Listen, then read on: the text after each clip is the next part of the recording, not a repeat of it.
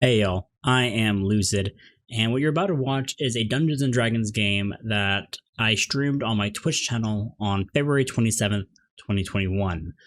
Joining me was an amazing group of content creators, and my wife as well was there, which I loved. Links to the player's content will be in the description below, and I hope y'all enjoy. Have fun. Awesome. So, good old Nook, let's start with you as the top left of our screen. If you want to introduce yourself. Sure, bud.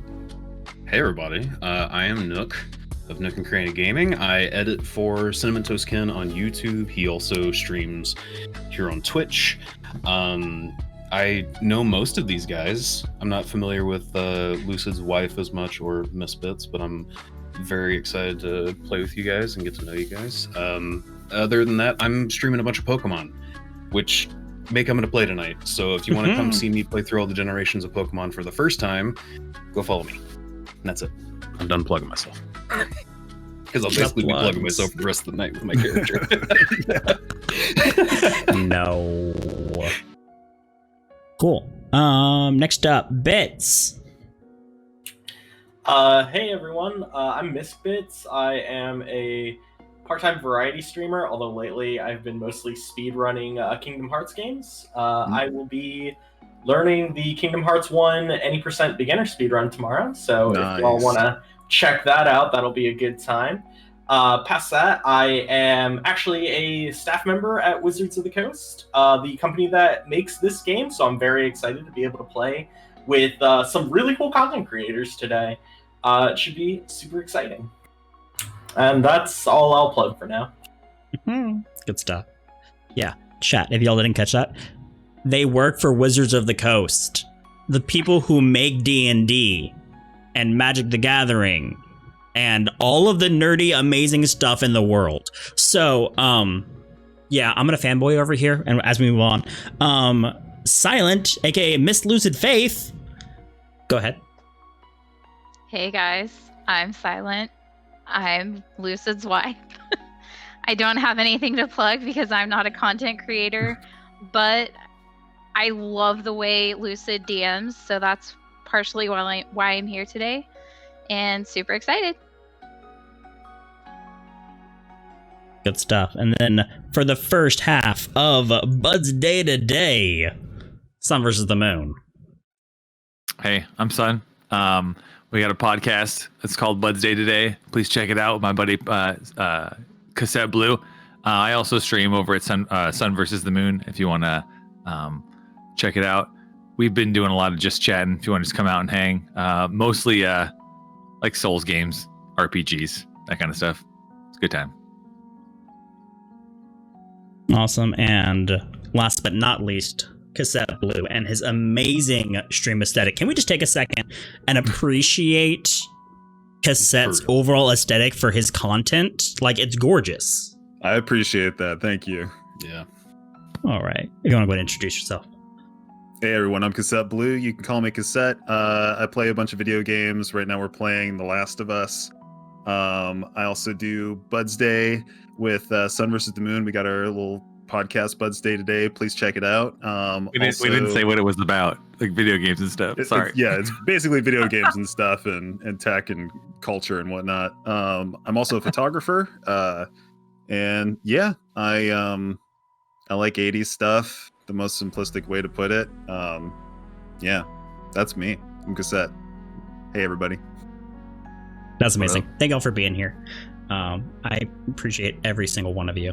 I'm big fans of basically all of you, to be honest. We appreciate you, man. So, like, I'm excited that y'all were willing to play with me. So I'm kind of fanboying for this. I don't want this move. Okay, cool. So I think if everyone's good, we can go ahead and jump into the game.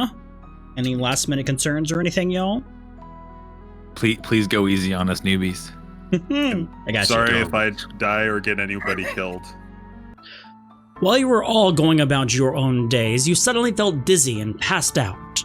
Moments later, you wake up, lying on the floor of a gaudy jail cell. Looking around you, you see the room is heavily decorated as if it was a royal treasure room.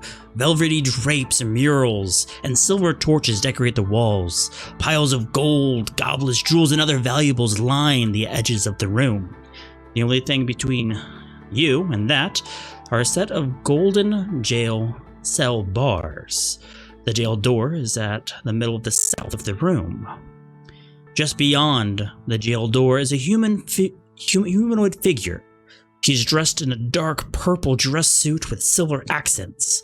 His oily black hair is slicked back, and his wide eyes are staring at you with anticipation. As a small grin creeps across his face, he speaks. Welcome to the greatest gauntlet in the gaming world! A deafening roar of applause and cheering fills the room. I'll be your host today, and today we have a special set of contestants. Let's meet them, why don't we? You on the left there, yes. Who are you? As he's pointing over to the left of, who would be Croon. As you're slowly getting up off of the ground, he would like you to introduce yourself. Some know me as Crone. That's all you need to know. And then I'm gonna just sit down and turn away. Oh, nice. I have no patience for this. Awesome. And would you mind telling the everybody who your character is? Yes, my character is the Crone. She is a old live Kenku, probably like 50 years old. She is a fighter using the samurai subclass for mechanics, and yeah, she just kind of grew up on the streets. Decided to take up fighting to earn her living, and has basically been working all sorts of random jobs that just use her sword and daggers, and she's been keeping herself alive, and that's all she really cares about. Very nice. As you do this, as you turn around and sit down as Croon, the mood of your host deflates just a tad, and he's like, well, I guess they all can't be stars. Okay. You next. There. As he's pointing to the younger teenage boy of Nook. I would like you to introduce yourself. Yes, you.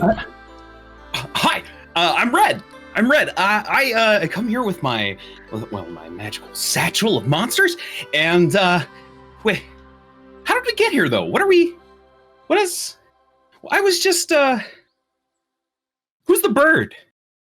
And you see this very short, like 5 foot nothing, kid, bright red ginger hair, and he's dressed with gloved fingers. He's got his sleeves pushed up on his little tattered clothes, and he's got a backpack on, and around his side he's got an extra messenger bag that's just kind of like big and bulbous. I think that's about it visually. Is there anything else I should share? No, that sounds good to me. Is there anything else you want to know, Mr. Man? No. They? Who? You? Yes, me. I haven't introduced myself yet. That will come in all due time. Yes. That is the question, isn't it? But good. I'm glad you're excited. You're ready to be here. Ready for anything that may strike out at you. All right. Yes, you there. As he points over to a half-elven girl who's clutching a bow and arrow already in hand. Lana, can you please introduce yourself? Yes, I'll introduce myself if you'll tell me why we're here. Nice. And I grip yes. my bow a little harder. Yes, I figured you would have that sunny disposition, as we'll say. And again, that'll come in all due time. Let's first get through the introductions. We cannot ruin the pacing of the show, after all, as the crowd then roars into laughter. And then he points over to the large turtle. And who are you? Oh, hello. It seems that a game is afoot. I'm not as young as I once was, but if you must know, I am Dobby, and I hope to have some fun today. Dobby is a large Galapagos tortoise-like humanoid. They are 257 years old and show a lot of wear on their large shell that has crochet hooks and knitting needles hanging off of the side of a woven belt. Dobby also has a wonderful orange scarf hanging around his neck at all times. A Very pleasure nice. to make your acquaintance, young ones. As Dobby finishes, he's like, yes, that's the kind of manners you learn after living a few centuries. And it gives you a nice deep bow as he comes back up. And now, for our small and adventurous friend, as he points at a small gnome. Would you like to introduce yourself, son? Oi, my name's Misok Fidget Mender, and I am not that short. I am 4 foot 1 inches and 202 years old, if I do say. My kind lived approximately 500 years old, and I'm getting to a point where I may blow up in my own explosions, but we'll find out. I'm very happy to meet all the crone. I like the cut of your jib. She's gonna look over to you and say, "Hello, Nisok Fidget Mender." Hey. So Nisok has he's a 202. They live to be approximately 500 years old, but they usually kind of go out maybe around 300 or so after in a glorious fit of their own undoing. He is very quick to trust. He's a gnome, so he's just a good dude. He's always has optimistic spunk in everybody. He wants to, or sees the optimistic side, wants to kind of get to know folks. He believes in a failed invention is the best invention because then you can improve it. Let's see, what did I say? His hair is incredible, right? He has a wild hair with a quite kept beard. Wait, I have a. Did I send you the? Whatever. I have a photo I should put up in my stead in a second, but I can't draw, but I did a little sketch on it. He's got his left arm is not intact. He's a rock gnome, so he's like a tinker gnome. He's got a tinker steed. His mighty tinker steed is his mole, and it carries his belongings and lets him kind of move along a little bit. He's got a tinker wand that it's his sonic wand that when he can point at it and kind of do some fun stuff. We'll find out, but I'm very excited to introduce you guys to Nisok. A proper, a good Nisok is always a proper Nisok is always warm and fuzzy. And with that, I agree with that. You hey, hear listen, really quick. yep. Before I just had a quick question. While Nisok is introducing himself to the crowd, can I roll a investigation on that lock on? I imagine is the door on the south side. Yeah, go for it. Right. So go and roll a d20 and add in your investigation, which is nothing, modifier. Unfortunately. I got 12. Does that tell me anything 12? about that lock? So looking over at it, as everyone's talking, you walk up to the southern jail door. So it's a traditional jail door, right? So as you think of in the movies with the bars, probably about 3 or 4 inches across. The lock is baked into about midway up. And looking at it, it seems like you can tell it's locked. But looking around, it just seems like it's a regular locked jail door. Just happens to be made out of pure gold. Right. As is the rest of this jail cell. All of the bars and everything are pure gold. Can I roll an Arcana check to see if maybe the guy is just maybe the jail is magic? I don't know. Sure. See if something around us is magic. Yeah, go for it. Oh. Yeah, no. It's an 8. 8. Looking around, you're definitely sure you got to where you are by means of magic. There's no two ways about it. Magic brought you to where you are today. That's super helpful. And as Nisak finishes his introductions, the crowd is a very polite clap for all of you. And the host then stretches his arms wide and says, "Now that we know our contestants, let's discuss the game. You must overcome a series of trials. If successful, you get to return home with all of the treasure in this room that you can carry. You may also find tools to help you in your upcoming trials. Your first trial is to escape this jail cell door and get through the door behind me. Begin." And then with that, you see him fade from view. And just across from the jail cell door at the base of the room, the southern side, you see a large oak door rounded at the top with what seems to be arcane sigils written across the top of it. It seems very out of place, this large oak door, in a very otherwise finely decorated, mostly gold room. How big are these bars? Can a small gnomish creature squeeze through? Okay, so they're about 3 to 4 inches apart. Okay, inches? Oh, that's a lot of gold. Go. So like each one, like from the bar cell. So I don't know if you could fit through it. Kind of like how cats squeeze through baby gates. You know what I mean? You said 3 to 4 inches. There's apart. No way. Yeah, apart. So like you could be a skinny gnome. Is there my gnomegin. This cage, Okay. by the way, it kind of looks like it's just like bars. Mm-hmm. Yeah, so the actual cage is just bars and like traditional like just supporting beams that go down the middle and stuff like that.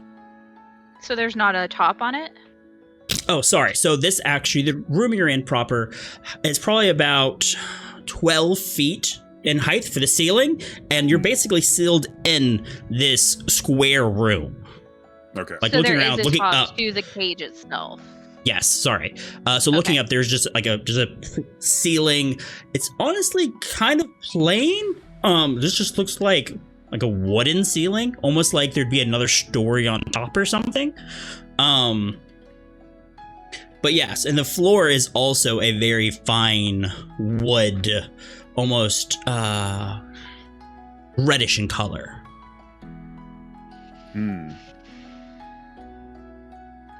So, anyone have any fire to melt the cage? I'm gonna go over and just like take a look at like, is there any way to see around to the outside of that locked door, like what kind of mechanism it is? Like if there's a handle or just like a or any of that? Do I need to roll to see that over there? You can do an investigation check to see if you can get anything extra. But you can easily just peer around like the edges of the actual gate or the bars itself, right? And you see like there is a handle that you can pull, right? But it doesn't necessarily turn. Not like a knob or anything, just like a pull or push. And there's just a keyhole on the outside and a keyhole on the inside. But if you want to give me an investigation check, just see if you can pick up anything else. I think I'm actually I'm gonna take off my backpack. I'm like, I think I got something for this, and I like zip open one of the patches, and I'm like, no, that's not. It's wrong. Other pouch. Here they are, and I like fiddle with a bunch of stuff in my hands, and there's like iron little tools like falling out of my fingers, and I'm picking up my thieves' tools. And I'm gonna try, or I've got lock picks, and I'm gonna try to just. Hey, kid! I got a sonic wand here. I can point it at anything, and it'll open. You can take your time, or I'll be shove those in my pocket, and I throw my backpack on. I'm like, go! All right, so I gotta roll. What do I have to roll on this, Lucid? So you're gonna roll a d20, just a straight d20. Okay. I'm gonna go sit on this wall and start knitting. So while Okay. one person is knitting and one person is trying to magically unlock the So cell door. real quick, the sonic wand, it can interact with locks and other mechanical objects. As an action, I'm going to point it towards the mechanical object and influence it in some way. We can unlock it, turn it off, activate the trap, etc. If we roll the 14 or higher, we're successful. If we fail, the wand backfires and I take 1d6 damage. So let's go. Okay then. So, here we go. So while he's working on that, I'm gonna go ahead and actually introduce myself to them, since we're kind of stuck together at this point, and I couldn't intimidate myself out of the situation. So I'm gonna tell them that my name is Lana, and I'm actually nobility. And for anybody who may have watched or listened to Critical Role, my character is kind of based off of a couple of characters from their first campaign. But anyway, so Lana is a ranger. I mainly work with my bow. Do have a little bit of experience with magic and some spells. And really like to just shoot arrows before talking. So. Sounds like we have something in common, Lana.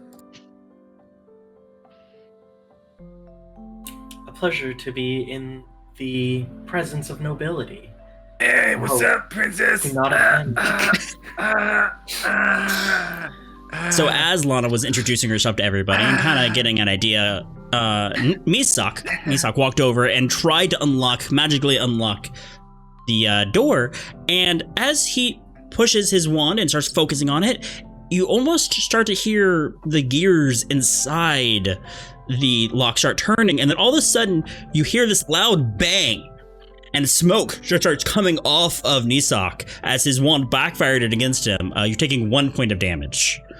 Oh, sweet. I got a few more of them in me, kid. Let me try one more time before you risk this. This was pretty damaging for me. I don't want you to hurt yourself. I mean, I've got lockpicks right here. Only one block picks. Hey, it's cool, Go kid. ahead, I got this for you. I don't know if I'm quite decided on that voice. I mean, wait. I will say, well, I am am. a little bit. Nook loves it. 1d20. Go. Shit! So Okay. It's all you, kid. it's just sleight of hand, right? So this time, as the wand backfires again, a larger puff of smoke comes off, and you start to see little embers come off his shoulders and up his arm, and part of his arm hair off, as you take 5 points of damage this time. Okay. And this time, when that happened, you were focusing, the lock was trying to move, and it does. You do hear a click, but instead of the door opening, you see a handful of darts shoot down from the ceiling, hitting the actual space right in front of the door proper. But since no one was actually standing there, they're just now embedded into the floor. Young ones, I think there is a misconception here. You see, many see a door and think it's the only way through. But instead of going through there, why not create our own door? I cast Rope Trick.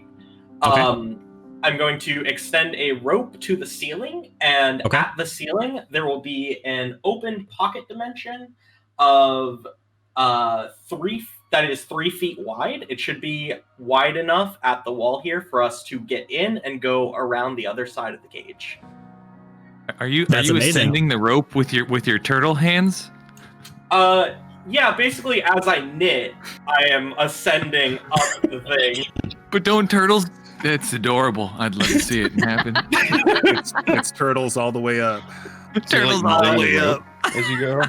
I get up to the pocket dimension and go around, and then shimmy on down to the other side of the wall. Perfect. If you want to move your... on that turtle. Whoa.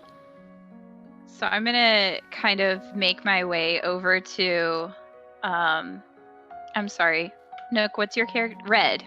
Red. I'm gonna make my way over to Red and just kind of put my hand on his shoulder and say, "It's okay, kid. You'll get another one next time." And then I'm gonna make my way over here and over. You see, sometimes the best way forward is the way you came from.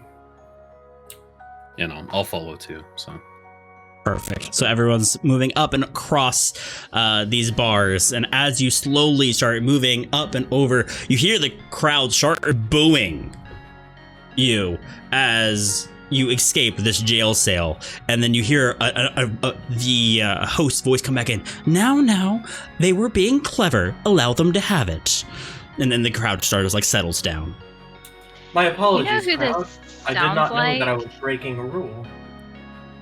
Sounds like the guy off of Hunger Games. I'm not quite prepared to move yet. I'm just kind of waiting to see what's happening to these people once they take a few steps.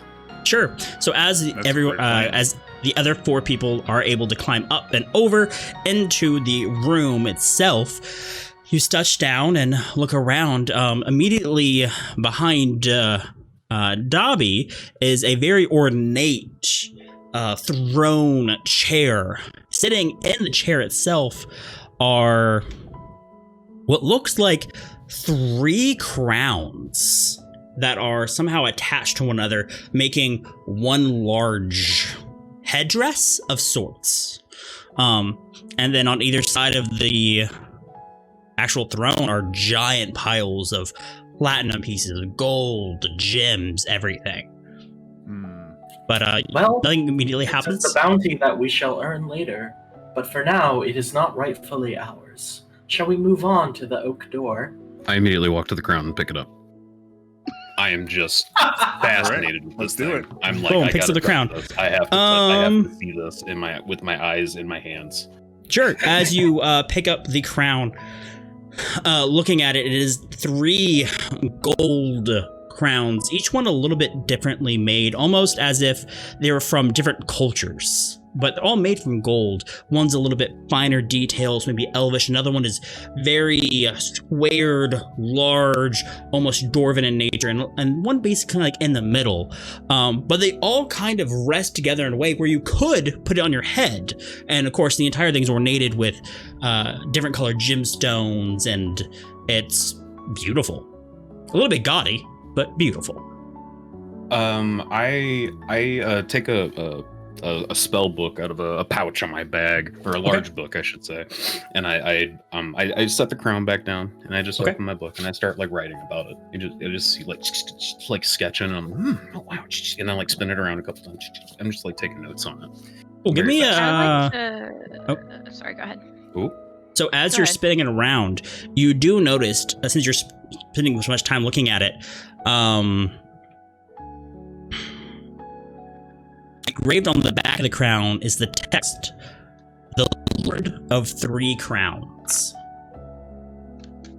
The Lord of 3 Crowns? The Lord of 3 Crowns. Is anybody here proficient in religion or arcana? Yep.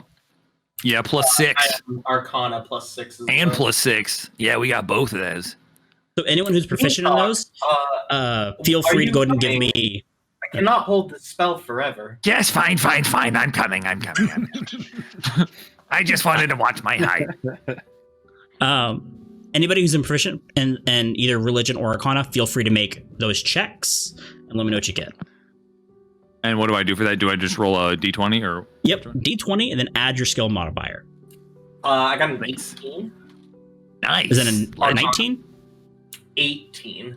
Gotcha. And an 8. And a 9 for Sun. Okay, anybody else rolling? It's giving me some. Now, do I get one roll for each of those? Or is it only religion and arcana, or is it only one roll for both? Just one for you. Just whichever you prefer, but since it's equal for you, so. Are we doing a group roll then? If you want to do a roll, I was letting you. There's nothing bad happens if you choose to roll. This is just for if you get any gleams of knowledge based off this title. I Sure, would like why to not? roll, even though I'm not proficient, if that's okay. You should Or- definitely, because Okay, 9. because I'm taking notes and stuff. Yeah. Yeah, for sure, Son. Or no, I like My that. roll should get something. Wow, it is stuck rolling the dice. I got a 9 as well. All right. Okay. Hey, I'm with you, kid. I got a 16. 14. All right, Nook, what did you get? 16. 16. And Silent, what was that? 14. 14. All right. So Nook and Bit. So that would be Red and Dobby. After hearing the name, the Lord of Three Crowns, most of you, it's just a name. It doesn't mean anything. The two of you, though, do recognize this as a god. It's one of the names of a god whose name is Cyric.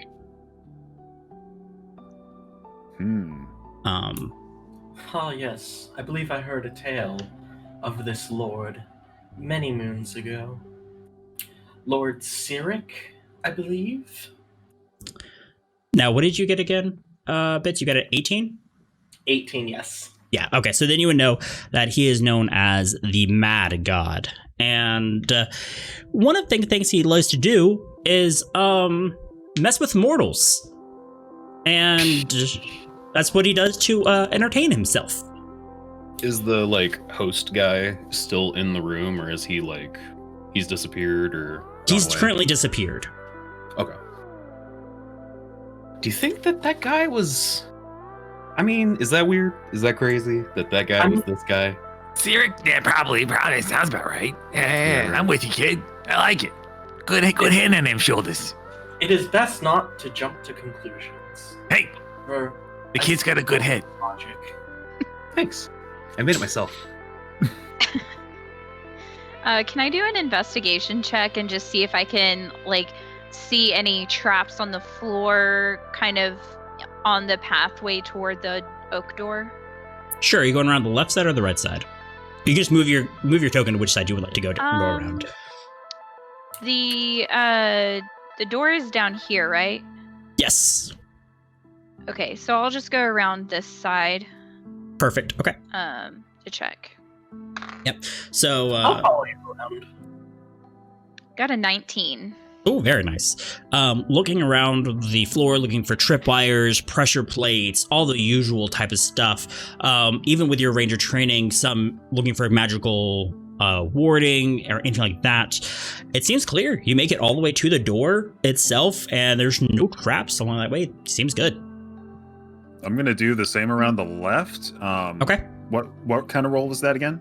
Investigation. Investigation. Okay. And I'd like to do another investigation check for the door itself. Okay. You can 12. roll that if you like. 12 for Crone as they make their way around the left side. And as you do, again, looking for the same things, you've spent many years adventuring. You know the tricks of the trade, and it looks fair, looks safe. You walk through, you check everything, you make it to the door unscathed. I'm gonna scoff disappointedly. And Nisok daunts his mighty mole steed, his tinker steed. Mole Because I rolled an 18. Yes, you see, I have a tinker. I have yet to introduce you to my tinker steed. What's that? What is that? I immediately start writing about it. Gears and bips and bops, moving mechanical pieces,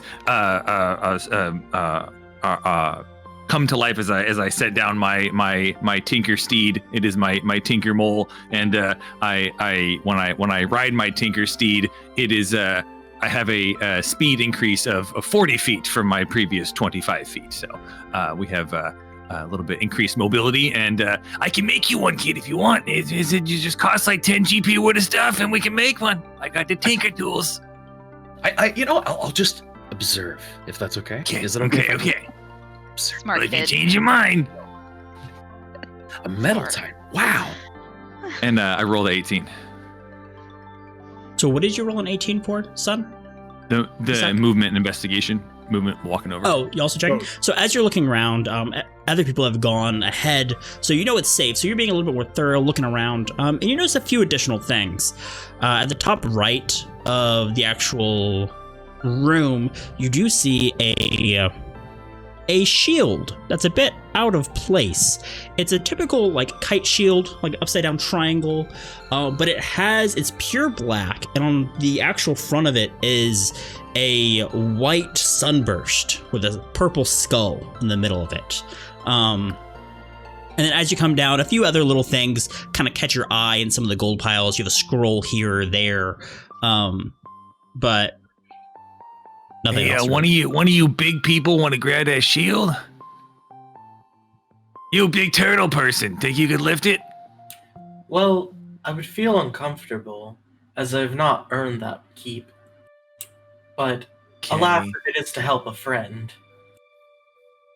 I walk over to the shield. Is there any, like, sigil on it or anything? Oh, where was it, too, on the map? Top right of the actual map, top right corner, here. you see a little shield on the ground. Yeah. On that. Yeah, so is there a sigil or a family crest or anything on it? So on the front of it, so it's a black shield, and on the front of it, there is a white, like, starburst. And then right on top is a purple, like, half skull. And that's can I all. roll a history check to see if I recognize the sigil? Yes, go and roll that at advantage because you rolled so well on your previous religion check about Cyrix. Cool. That is a 22. 22, yeah. Yeah, you definitely recognize this. This is the symbol of Cyrix. This is his glyph. It is what his worshippers would put up when praying to him, or what is used to represent him.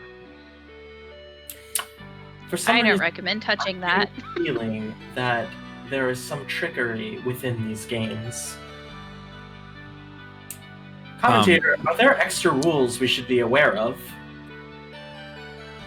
When you say this, you actually right behind you, Dobby, the host appears.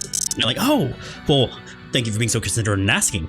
No, there's no additional rules. You just have to get through that door back there, and also, don't forget to grab all the treasure you can carry. Remember, only what you can carry is what you get to keep. So, start picking some stuff up.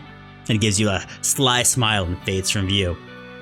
You think that we care about money at a time like this? I just want to get a warm bed and maybe a soup or something. I did believe that the rules said that we had to win before we could keep our rewards, but who am I to judge the keeper of the rules themselves? I feel like any time is a time to pay attention to gold. Oh. Well then, pardon me, Crone, I didn't know. The Crone, my apologies. Not everyone's perfect. So the door that they've been checking out, you said it was just a normal door, and did you say that somebody's already gone through it, or we're just the door at the bottom of the room? No one's really looked directly at it yet. I rolled an investigation check. We haven't gotten around to describing that yet. I got a 17 though. 70, perfect. So looking at the door, it's kind of interesting because it's a rounded oak door that comes down on either side, but it's smooth in the middle. Just inside of the actual door frame, it's just smooth wood. There's no knobs. There's no it's just smooth, right? There's nothing to grab onto. There's no handles. And looking at the arcane sigils at the top, looking at them, you can't read them, but in a moment you understand their meaning. And what they say is, what 3 titles does your host go by? Mad God? Okay, everybody, we know one of the 3. Now, you smarty pants over there that seems to know everything about this guy, what else does he go by, maybe? Anything you can glean from his shield? The Lord of 3 Crowns, the Mad God, and Cyric. Cyric is not a title, but a name. Perhaps we should investigate more. Can I look around for other shields or weapons or just stuff? Yeah, just like or scrolls, just anything that's like not treasure, but like something that looks like it's like more of a ritual thing. Yeah. So that shield in particular does stand out. It is there are like simple weapons kind of scattered about, but this one is very much more ornate, more finely made. So it does definitely stand out against everything else. In addition, you know what? Just to make this simply, can I just get a? While I'm looking, I'd also like to look for necklaces or beads or anything that would look good in a scarf or hat. Priorities. I get it. Yep. So you can give me an investigation check purely for necklaces and beads, and then everybody else, just give me a general investigation check, just so we can sweep the room and that kind of stuff. 12 for investigation. Perfect. 3. You find 3. Good. You It's a see 20. gold. Lots nat. of gold. Sun gets a 9. And Red, what did you get? It's a knee sock. Thank you very much. He sucks. Sorry. I rolled a 17 and got a 20 total. 20 total. Very nice. And Lana? 21. 21. Yo. All right. So starting with Dobby. Dobby, wandering around, you do find many jeweled necklaces, pearls, diamonds, simple. Also, there's also simple, just pure, just like multicolored beads, bracelets. Honestly, this is kind of your dream. You have so much resources here. You could make beautiful things for hundreds of people. You're kind of ecstatic at this point. Well, Okay, go ahead. Well, I suppose I could take a few handfuls of these and these, maybe some of these too. I collect like an armful of like the multicolored beads and the diamonds. Very nice. I suppose I'll just take them all. Yes. Are there any mechanical things around that's not just gilded? Are there any like non-gilded devices or contraptions that I can see? Yeah, so Nisak got a 9. So going off that, looking around, honestly, the only other mechanical device in this room was just the actual jail door itself, which still remains locked to the point. But you don't see anything else, to be honest. It's kind of bright in here. I got nothing then, kids. I don't know. What do you say? So then we go to the Crone. Crone, you had a 3. Crone. I'm going to get It's all it. good. Crone. It's the crone, sir. The Crone. As you're walking around, honestly, all of the light glinting off of the gold, it just hurts your eyes. You're used to being in a little bit lower light environment, and you can't really see anything worth your time besides just, endless amounts of money. Sounds about right. Then we come to Red. Red got a 20 total. Mm-hmm.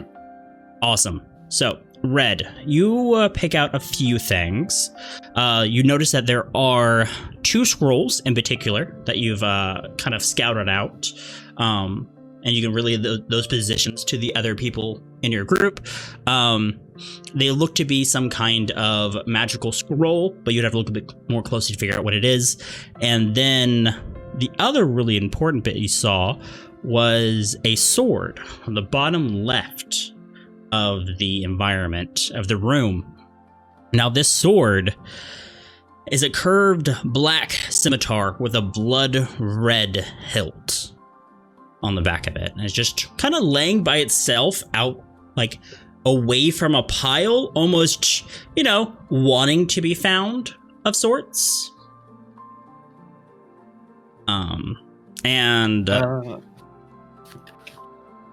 Man, I don't have. I'm just gonna like guys. Did you see these? I've got scrolls. I don't. Hey, let me take a look at one of those, kid.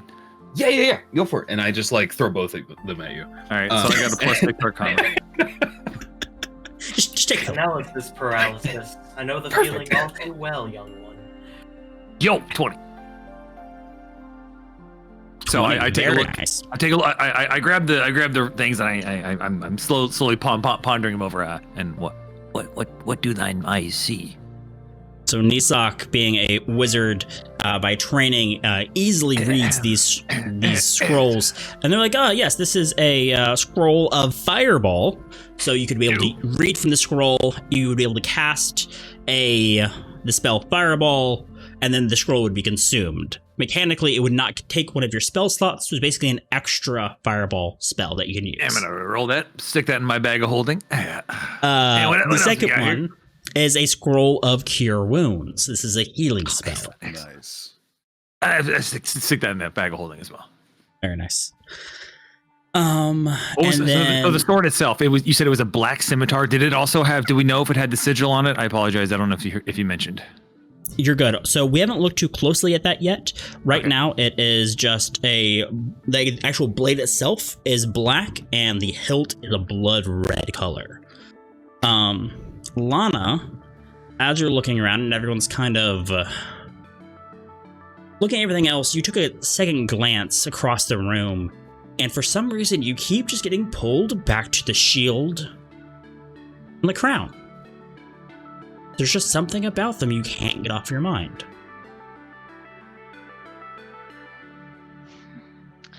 So while everybody's kind of preoccupied with the gathering of beads and necklaces and looking at the scimitar and whatever they're doing, I'm just going to kind of not say anything, but walk over and go ahead. I'm going to go ahead and pick up the shield. Pick up the shield. Okay. As you pick up the shield, you immediately feel a sense of magic flow through your body. You almost feel a little bit stronger, a little bit safer, almost. And looking down at the back of it, you do see engraved the Dark Sun. Engraved on the back of it. Hey, it says something on the back of that shield there now. So this shield, as you've touched it, we'll go with bending the rules a little bit. This is a +1 magic shield. So if you're ever using it, holding it, you get a total of +3 to your armor class. And you can cast a spell Daylight once per day. That's awesome. Actually, Yeah. So the Mad God, Lord of Crowns, and the Dark Sun. As you say this out loud, the actual door shudders, and the middle part that was pure, just wooden, smooth, slowly just kind of evaporates and fades from view. And in its place is a swirling purplish black portal. I'm gonna go over to and just pick up the crown and just kind of put it in my satchel. I'm not gonna put it on, but Okay. It goes in your satchel. Nothing weird happens. We haven't even seen this already. Since I'm right next to the sword, I'm just gonna take out my scimitar and sort of feel its heft. Try I know the sword, but I'm gonna just immediately just feel out its balance. I'm gonna sheath it back. I'm just gonna pick out that dark scimitar and do the same thing. Balance it around. Take it by the handle and kind of feel it out. Take a couple of swings with it. And how do I think it feels? Yeah, What so do I think picking about up this sword? Picking up the sword, one, the balance and the make of it is immaculate. This is probably one of the best well-made swords you've ever held. But doing it, you start focusing on it, and you start almost falling in love with it. I need you to make a wisdom saving throw, please. Oh, So roll a d20. You're going to add your wisdom saving throw, which will be at the top left of your chair. Please, Please don't make out with the sword. hey, sorry to interrupt, Lucid. You might want to change the title for your stream. Someone Gotcha. else mentioned that. Good looking out, chat. Thanks, buds. Good job, Appreciate it. DJ. I never hit it. Darn it. Thank you. What up, Tattoo? Sorry, I'm Hey, totally not Tattoo. watching chat at all. Hey, Tattoo.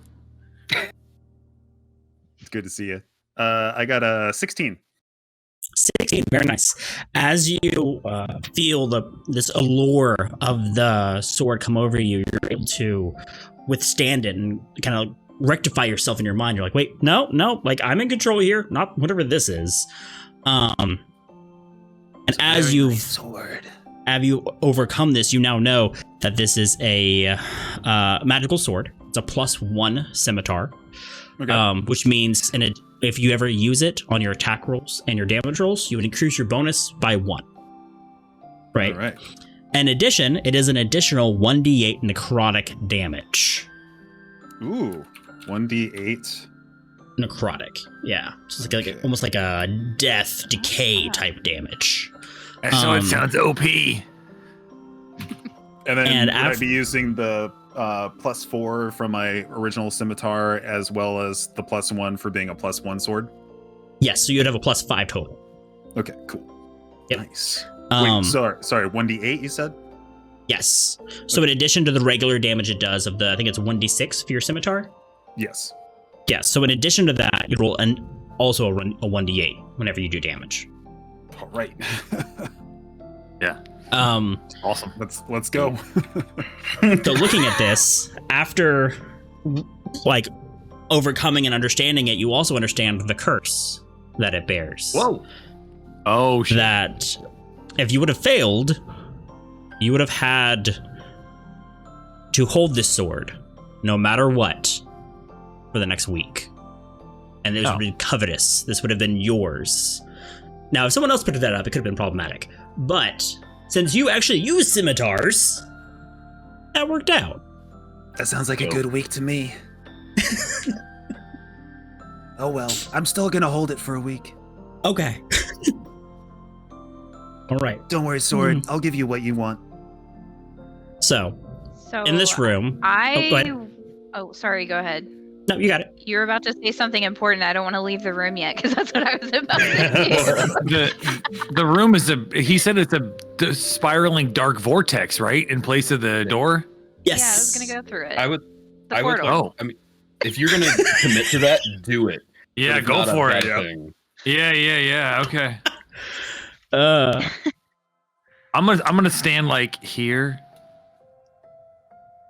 Actually, I'll just say that on the side, like I'm looking at the door, and then I've got my satchel like kind of held up to my face, and I'm looking at it, and I'm like whispering into it, like I put the satchel like at the door, like the opening's looking at it, and then I'm like,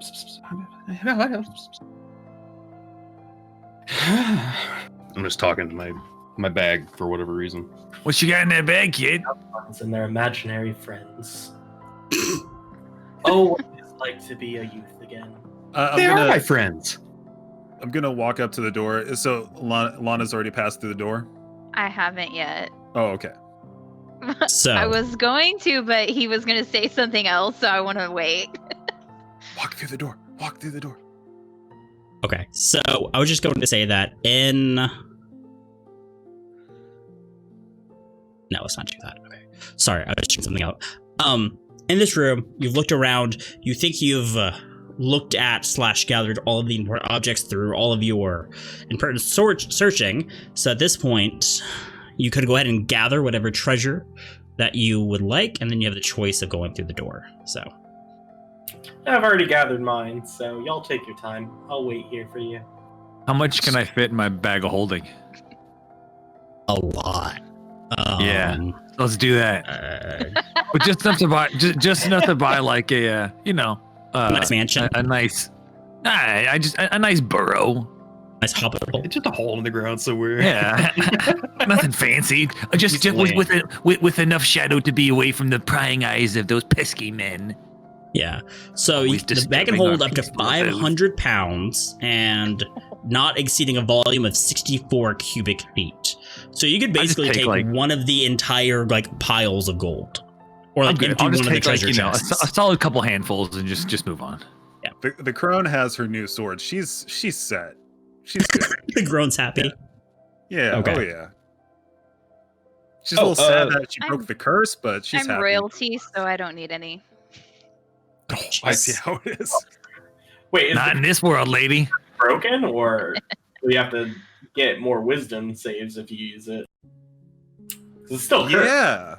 The sword. So it would happen every week. Forever. It's gonna be a great life. All right, cool. or a great remainder of living. We'll see how long she lasts ever, but yeah. Alrighty. Okay. So, I'm I'm gonna go ahead and walk through it. Go ahead. okay, Oh, so sorry. as Lana steps up and as y'all are kind of looking around, she just walks through and disappears into the vortex. Red, what were you gonna say? I was gonna toss something into there, but then she just did that, so I'm like, is that okay? I could have sent my steed in. It's fine. Nothing would. I could build another one. Okay. The crone is You going would to call through the door. Lana. Lana! Sorry. So all of And you then- are yelling. After yelling for a few moments, you wait for a response and hear nothing back. Lana, on the other side, as you step through the door, you step onto what seems to be a large stone pillar, circular pillar, with a roaring bonfire in front of you. Looking behind you, there's no door, it's just the edge of this circular pillar, and looking out, you see other smaller dark pillars and darkness. I'll follow through. Yeah, following through, stepping through that door. Great. Don the thanks, mighty guys. steed and enter. Okay. Mole flaps in. Ooh. Oh. Very Oh, nice. there's spider webs. No. The crone can't smile, but her beak is a bit ajar in a kind of happy expression. She's looking forward to this. She's excited. Nook, do me a quick favor. Can you move your token? I cannot. Okay, got you. Thank you. I try. So as you all step through, Oh, I can't move mine either. as you all step through this portal, you all appear on different portions of the platform itself. And you step onto a large circular stone platform with a blazing bonfire in the middle. Looking around, you see that smaller platforms you're standing on. Looking around, you see the platform you're standing on is about 30-foot stone pillar, and there are other skinnier pillars in the open space around you. The unnerving thing is the only connection between the pillars are thick webbing of some sort. At the edges of the bonfire light, you can make out movements in the glittering of light off of pale eyes. Oh, that's gross. Looking over the edge, you see 30 feet below you is a bed of razor-sharp spikes. Great. Cyrix appears above the bonfire spinning and says, "Welcome to Spiders in the Dark. This is a personal favorite of mine. The spiders are vicious but hate the light. And make sure it doesn't go out, and watch your step. I'd hate for you to fall onto the bed of spikes below. Have fun." And he fades from view, and you hear the clicking of spider legs and maws together. And I need you all to roll initiative, please. Yeah. I'm going to fling the shield onto my back and ready my bow. Okay. Like before we actually get into combat, so I don't have to use a bonus action to do so. That's fine. Yeah, could I grab something from my bag there? I rolled a 20. Too bad it's on initiative check. That's the only time I ever roll 20. It's fine. Yes. Nook, if you want to have a creature out, you may. I rolled a 12, so I have a total of 11. Okay, so one moment for the initiative, so I'll be asking those again in a moment. Nook, Red, Nook. Which creature would you like to have out? That's what I was deciding on. Okay. Let's pull the rat out. Okay. Yeah. So I before as we hear the chittering in the darkness, Mm-hmm. I reach into my bag and my whole freaking arm and shoulder disappears. And I'm like, oh come on. It's not that bad. Get out of there, Peach, you! And I'm like, and I throw him out there, and I'm like, get ready, bud. and we like take a fighting stance, and there's this like yellow rat just on the ground. It's like looking at me, and he's like looking around at the darkness, all like kind of terrified. Ho ho, what a cute little fellow there. May I? I pull out a little bow. Oh, like a hair bow. Oh. Oh yeah. Piachu, it's okay. Go on. He's cool. He's fine. I put the little bow on their tail, and it's got like a little heart on it. Oh. Oh, it's awesome. Thank you so much. And I'm just gonna mumble, I didn't know those existed in this dimension. It's pretty sick. I like this little guy. Does he bite? Can I pet it? What's happening? Do you want some goodies? You want some what's up with your little guy? I always ask permission before I go and pet an animal first. The crone's looking hungry. That's what they go with. Okay, sure. He looks as if he knows no more than 4 moves. The perfect number. I would answer, All right. son, but I'm like, this is all like pre-combat. I was just kind of let it. I didn't want to derail combat too much. Sorry. No, you're good. I'm having a few attack issues on my side. I mean, I can monologue about my rat. If you need Please. time. Please tell me about this cute little rat you got here. He's so This is cute. Piachu. He was the first of my monsters of the pocket. Can you believe it? This one, he was given to me by my dad, mentor, professor, scholar person. He took care of me and gave me this one after I tried to steal it. But he's got all kinds of magical abilities. If you touch him, go in a little soft, because he has a shocking reputation. I just want to like walk in and just give him a solid pet with my robo tinker arm. And there's just a little bit of static, like Yeah, little gnome static. Yeah. I hope that arm's insulated. Actually, I mentioned that earlier. Yeah. Was that you and I we talked about? Yeah, because Yeah. we were talking about that earlier. It's like, yeah. So his arm is insulated. He's like, I got the rubber tips on it this time because I learned my lesson from the last explosion. Right, Nook, do me a favor. Can you move your 2 tokens? And Cassette, can you try as well? I already tried. I can move. Thank you. Awesome. Good to go. Okay. So initiative, I know we have 14. Nisak, what did you have? A 10. I have a 10 as well. And the Croon? Crone. Crone like bone. Crone drone. Bone crone drone. Awesome. Yeah. So between Nisak and Crone, I'll let y'all decide who wants to go first between you two. Just let me know. Go for it. Yeah, I guess I have the positive modifier, so I'll go ahead. Okay, cool. Red, what did you have? 14. 14? 14. 14. Okay, so between Dobby and Red, y'all decide who wants to go first. Oh, I had an 11. Oh, I completely misheard you. Thank you. That makes things simpler. And Lana had a 20? 24 with my modifier. 24. Not even trying.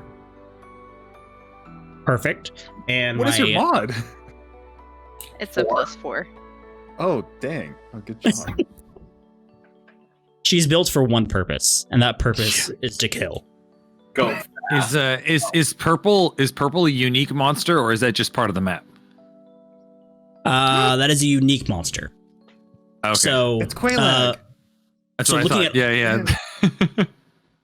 So, looking around, you do see 4 giant spiders on each one of the pillars on either side. These spiders are very large. They're pale white, but their eyes are this like almost sickly yellowish color as it sparkles their head, and their pincers clapping together in anticipation.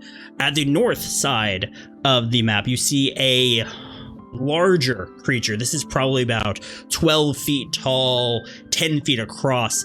The body of it is a spider, right? So like the actual like lower portion, you see like the thorax, the 8 legs coming off of it, but where its head should be, instead it goes up into this humanoid elf body with this dark skin, pointed ears, this slicked back, long white hair. It banishes a long sword in one hand. And, all right. Top of the round is Lana. What would you like to do? I am going to, as a bonus action, cast Hunter's Mark on a big purple scary thing. Big purple scary thing. Got it. Uh-huh. And then I'm going to go ahead and just start shooting. Okay. We'll start rolling. Right. So that's a 23 to hit. 23 very much hits. Mm-hmm. And then I get an extra is it D6 or D8 with Hunter's Mark? I'm sorry. Let me pull it up. Yeah, no D6. worries. Okay. Red, you're on deck. You're next. 7. So that's 17 points of damage. 17 points of damage. Very good. And then I'm going to go ahead and take my second shot. Okay. And that is an 18 to hit. That So glad you're on my team, kid. just misses. Oh. Ooh. This was the purple one? Yeah, the one on the Yeah. top. An 18 missed. That is 18, a huh? very high AC. That is insane. Okay. Yeah. This is not going to be fun. All right. Cool. You're not supposed to die in the first boss. So I'm just going to tell everyone that I suggest they hit the like little guys 1st, Mhm. and I'll try to keep the big one like at bay, kind of. We'll take you care have of your it. you have your movement, if you'd like. Where are we moving to? So the Can we thick webbing. webbing, How thick I are was these about to say, webbings? the- Are they the super thick- sticky? Can we go across it? you can Watch go your across it. It No, don't is step on very, very thick webbing. This would be considered a difficult terrain. So if you move across it, you'd move at half speed, Okay. or it would take double the speed to move across it. But you could. It would support your weight. What is the under over on my Tinker Gnome and the difficult terrain? So it would take I mean Tinker Mole. Pardon. Yeah, so it would take twice as much movement to move over it. So, for example, where Nook is, or where Red's token is, where that connects, there's like 2 squares worth of distance that'd usually be 10 feet. Instead, it would take 20 feet of movement to cross that. So then, if you can go that much in that time, then you can cover it. Exactly. Cool. Thanks. Okay, so my normal movement is 30, I think. So you could spend 20 movement to get across, and then you would have 10 left. Okay, I'm gonna go back here then, because there's nothing on here, right? At the bottom of the platform? Yeah. Oh, yeah. Oh, the very bottom. Yeah. There's nothing there. It's just a empty circular platform. Actually, I think I can probably get right here, because I was here. So that's 1, 2, 3, 4, 5. I don't think I could make it all the way. So I can stop here, I guess. So 1. So you have 30 feet of movement, so that would be 20. No, you should be able to make it, because it's a total of 30, right? So 20 feet Okay. for the webbing, 5 feet to get to the webbing, and then 5 feet to get off the webbing. Okay, gotcha. Yeah. Okay. Then I'm gonna be down here, because that kind of gives me a full range of the whole like room. Awesome. So for Lana, she did fire those 2 shots at the half Spider-Man, half humanoid. One of them was able to sink into the thorax just below the actual humanoid body part. A purplish liquid starts seeping out of it. The second arrow, the creature is able to deflect with its sword, and as she retreats across this thick webbing, about halfway, she almost loses her balance, but is able to actually hold on due to how sticky the webbing is. It actually kind of worked in her favor as she made her way up fully across. Next up is Red. What would you like to do? You're muted. You're muted. Sorry, yep. I would like to know how big the creatures in the corners are. Like, I know the big guy is pretty big, but Big how guy's pretty are big. those? So these are probably about 3 feet long, 2 feet wide spiders. What like classification of size? I'm getting technical about it. Sorry. Gotcha. Do you So know? this is technically a medium beast. Checking my notes real quick before I do something stupid. I'm all for doing something stupid. I am too. Same. So I was looking at the big one, and I was like, just infatuated, no fear, absolute adoration. Gotta catch it. And I'm just like, oh my god! And then an arrow shoots over my shoulder and plants into his chest, and I'm like, that's not good. So I turn to this one in the upper right hand corner. Yep. And I'm going to use. How OP are Master Balls in this world? Crap. I mean, you can catch gods in the base game, so why not here? Oh, never mind. I ain't gonna move at all. I'm gonna look into the glinty eyes in the northeast corner there, Okay. and I'm going to cast Animal Friendship. Ooh. Okay. Talk to me about it. What needs to happen? Animal Friendship takes an action. That's so good as a Pokemon thing. Duration 24 hours. Spell lets you convince a beast that you can mean it no harm. Choose a beast that you see within range. If the beast's intelligence is 4 or higher, the spell fails. Otherwise, the beast must succeed on a wisdom saving throw or be charmed. How smarty is this beast on the right? Oh, probably the one in the middle is definitely above that, yeah. That was another So- reason I kind of... Yeah. So the intelligence was 4 or higher, it fails? Is that what you Yeah. said? So this Yes. intelligence is 2, so it does work. All right. So I cast Animal Friendship, and that means that it is charmed for the spell's duration, which is 24 hours. It if has it- saved, you, right? Oh, I'm sorry, what? Did you roll the save, Lucid? Oh, you're right. If it's lower than 4, you have to roll a wisdom saving throw. My bad. No worries. The wisdom saving throw comes out to be an even 10. What is your spell save DC? Spell save DC is more than that. 11 plus intelligence. Good enough. Yep, it fails. Okay. So he is charmed for 24 hours. Okay. And I gotta look up charmed, see what I can do with that.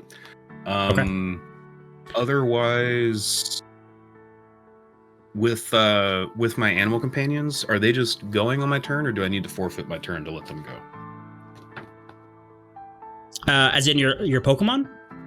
Yeah, I have to give up an action for my Right. for my Pokemon attack, Mhm. but I still move them on my Yes, they can still move. turn.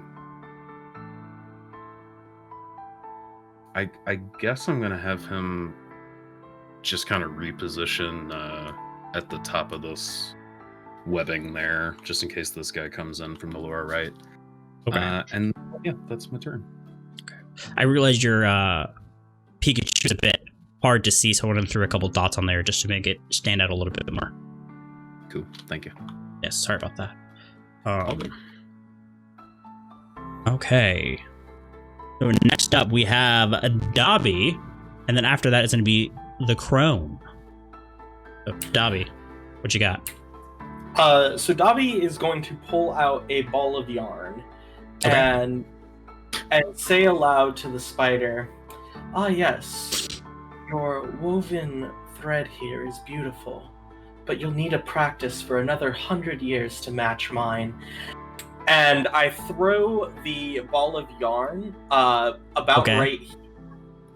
And it is going to expand like a web and hit the purple and red creatures. I'm casting Fairy Fire. They are going to be outlined in violet, blue, and yellow lights. There's no save for it, so they are just outlined. Anyone who can see them has advantage on attacks, and they cannot gain any benefits from invisibility or hiding. Wow. Just save me an ability, thank you. And that's going to be the top left and the middle top guy? Correct. Okay, perfect. And there's no save on that, it just happens? It just happens. They're just outlined with light. Okay. And they don't like light too, right? So. Correct. Yeah. So I'm assuming this puts off light. They have sunlight sensitivity. So it's not sunlight. It is just regular dim light. Okay. It's kind of like a candlelight. It radiates for about 10 feet. Okay, so that won't affect their perception or anything, unfortunately. Okay. But y'all can now clearly see two different enemies. The larger half humanoid, half spider. This is known as a drider creature, and the giant spider on the top left. With that little bit of extra illumination that's a little bit further out from the platform, you can make out that beyond these circular platforms is nothing. It's just dark beyond that. Fantastic. Awesome. Also, for red spider on the top right, instead of its clacking and its anticipation of feeding, it's calmed down. And it is a little bit more chill. It's kind of more reserved, laid back. It's not really fidgeting as much. And it's just kind of watching red from afar, due to that animal friendship. All right, would you like to do anything else? Can you talk to a kid? Yeah, so I'm going to move down here, and I'm going to ask the two of them, yes, do either of you have a weapon that you wish to throw? Sorry, I got these tiny little arms. They ain't throwing much. It's just my staff and my small dagger here. We ain't got nothing much, kid. I'm sorry. I have my daggers. Here, can I? I'm gonna twirl them in my hands, or in my free hand. I place a small piece of thread on the hilt of the dagger. It seems to stick to your hand. Your dagger is now a returning weapon. As soon as you throw it as an attack, it will return to your hand immediately. Thank you very much. That's amazing. I'm gonna eye it and just say, perfect. You're doing good. Thank you. You're like the character on Kill Bill with like the ball and chain at the end. Yeah. I only wish to be of assistance. All right, sweet. All right, and that was for the crone's weapon? Is that for the enchanted scimitar? Dagger. No, that's my unflavored dagger. Gotcha. Okay, sorry. And then I'm gonna move back up here and chill in front of the drider. Perfect. Okay. Next up then is the crone. After that is going to be Nisak. All right, so let's see. I'm going to move over to the first platform on that top left. So 5, 10, 15, 20, 25, 30, 35. I'm going to leave that space open. That's it's about 20 feet away. Less than 20 feet, right? Yeah, it is. But for you, the crone, you have that feat mobile, I believe. You can pass through any terrain unhindered, including difficult terrain. So this webbing doesn't slow you down. All right, let's You go. have your full range of movement. Okay, I'm still gonna stay away for now. Okay.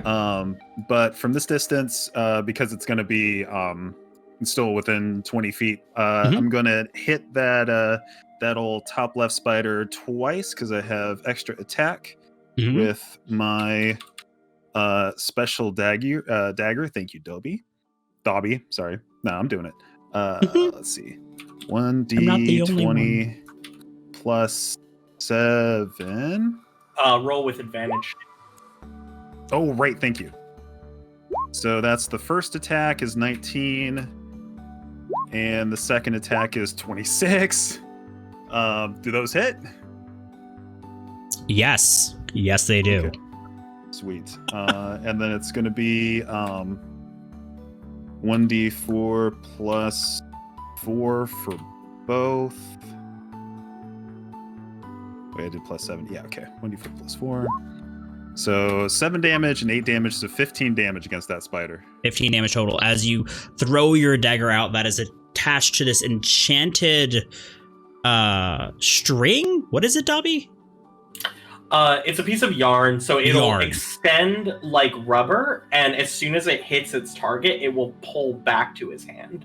That's amazing. So as it's attached to the enchanted yarn, it throws out, it slashes straight through one of the spider's legs. You pull it back, almost like a yo-yo. It comes straight back to your hand. You throw it again, and it slashes just on the other side of this white spider's face, and you see this purplish blood as well pouring out of it, almost staining its skin as it silently shrieks in pain. For any anime dorks out here, by the way, this is bungee gum. Bungee gum? Is this a One Piece thing? Hunter Hunter. Hunter Hunter. Okay, thank you. Awesome. All right, so that was your action and your movement. You go a bonus action if you so please. I don't think I am going to spend a. No, actually. Oh wait, is can I use a skill as a bonus action? I forget. Sure. What skill would you like?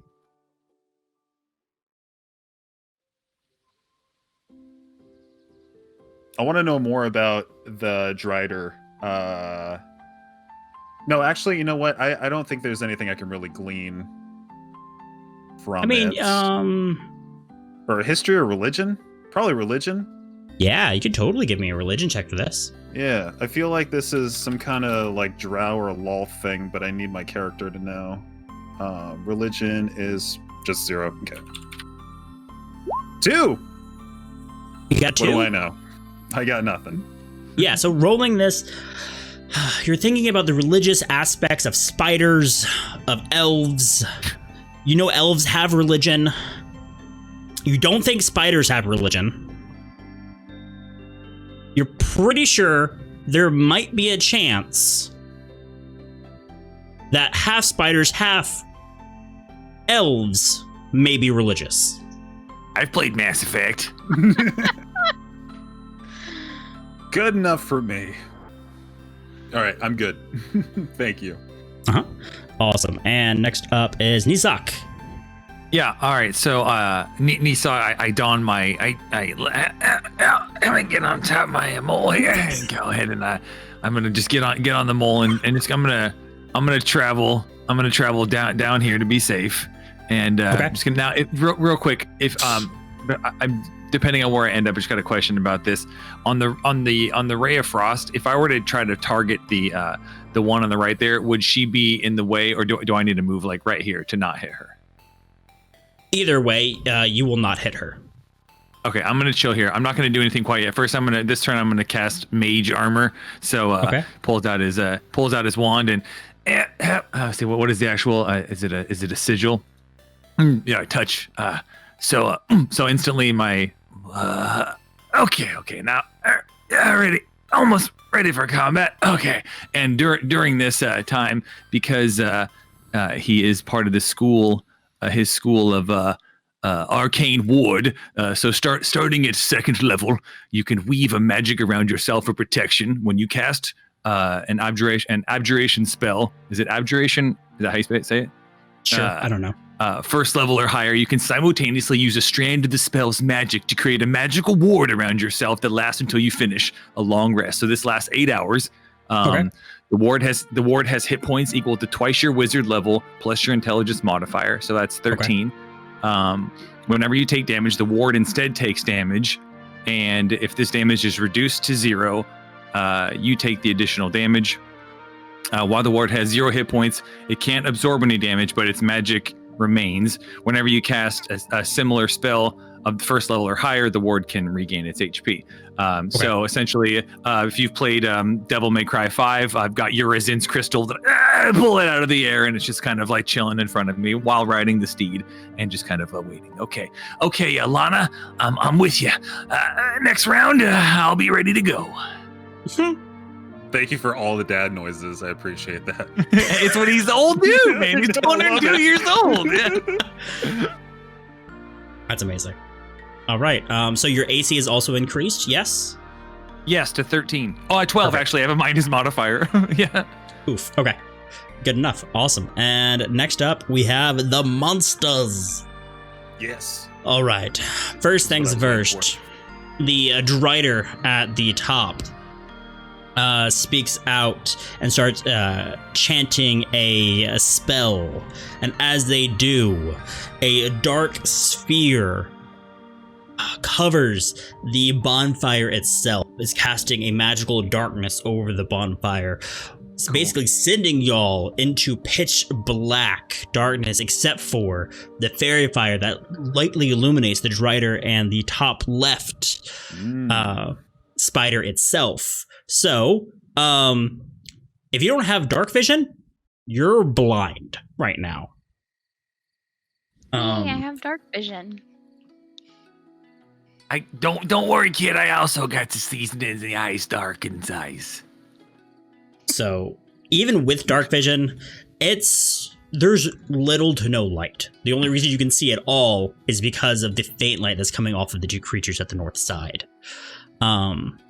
With this, 3 of the spiders are going to move in.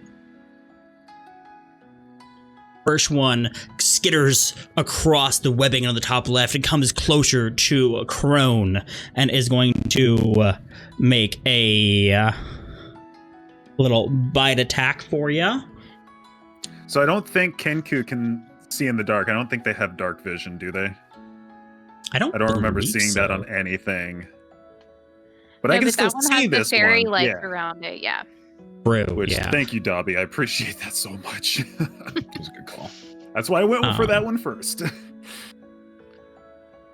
Kiniku They do trades. not have dark vision. Perfect. Thank you for verifying. So for those at home who don't know, Kenku is like a humanoid bird is what you should think of it as. They have like a face of a bird, but like they're feathery. Yeah.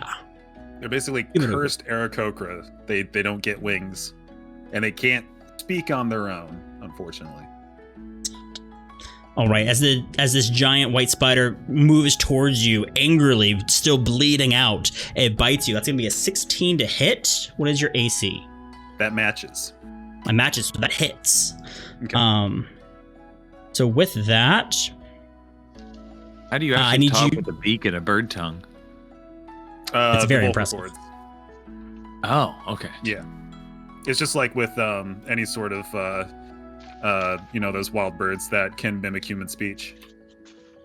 So you're going to take 8 points of piercing damage. Okay.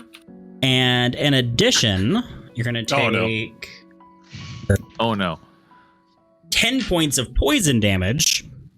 Oh no. Okay. And I need you to make a Constitution saving throw. Oh, All right. You had. Oh, that's a lot. Kid's going off on his own. Well, I'm proficient, so 8. Roll D loves me, or roll 20. I mean. So you fail. So you take the full poison damage. You could have hacked that. And you are poisoned. Yeah. Let me see here. Poison damage reduced. Stable but poisoned for 1 hour. So you are poisoned. Yes. Okay. Let me look up the actual status condition on this poison because it's weird. It's not Good luck, everybody actually- else. Yes, so you're poisoned for the next hour. On your turn, you can roll another check to see if you can like push it off, another Constitution saving throw. Until then, you have disadvantage on your attack rolls and ability checks. So you don't take additional damage. You just have disadvantage on things. Are you able to still move right now? On his turn, they would be able to, yes. Yeah. Okay. So even in the dark, you can still see. I mean, you can still like see, like feel around the footing. Yeah, Are we like kind of so stuck? far. Are we probably. kind of stuck? So you could move. Sure. I'll take this on like a case by case basis when we come to that. Okay. Okay. So that first one's done. The second one, they are at the bottom left. He's gonna go security across to here.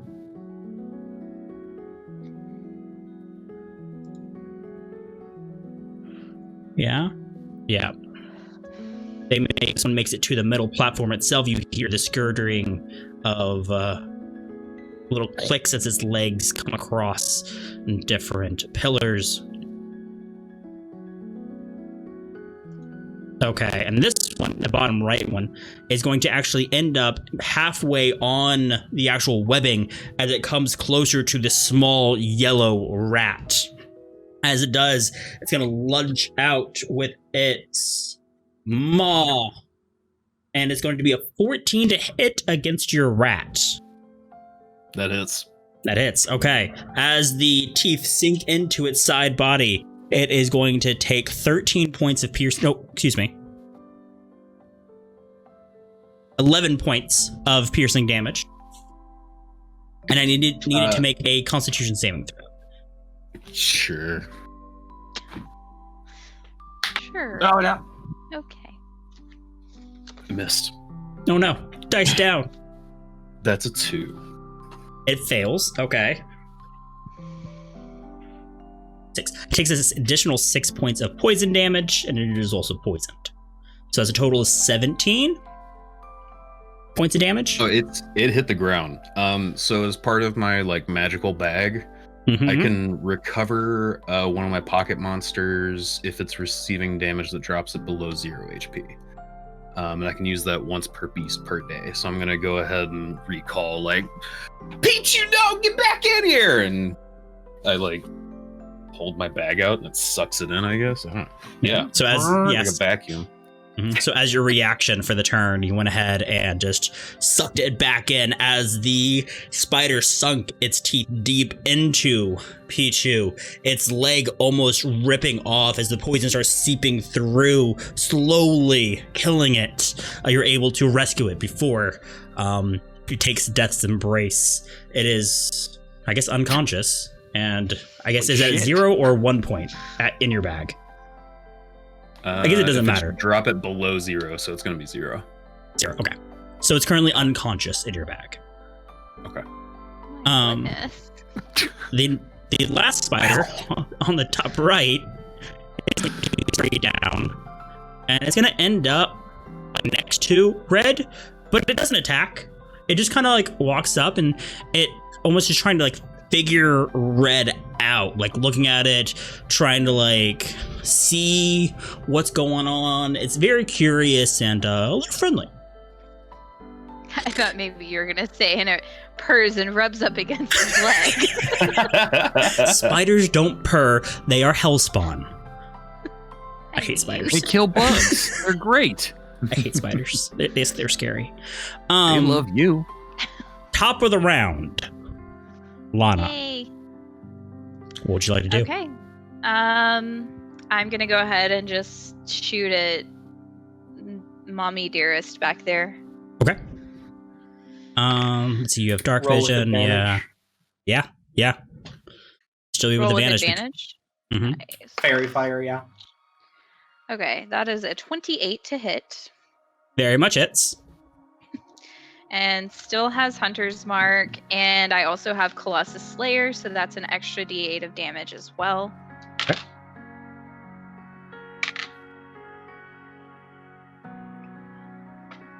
$19 points. 19 points. Very nice. Okay. Okay, I'm just gonna shoot it again.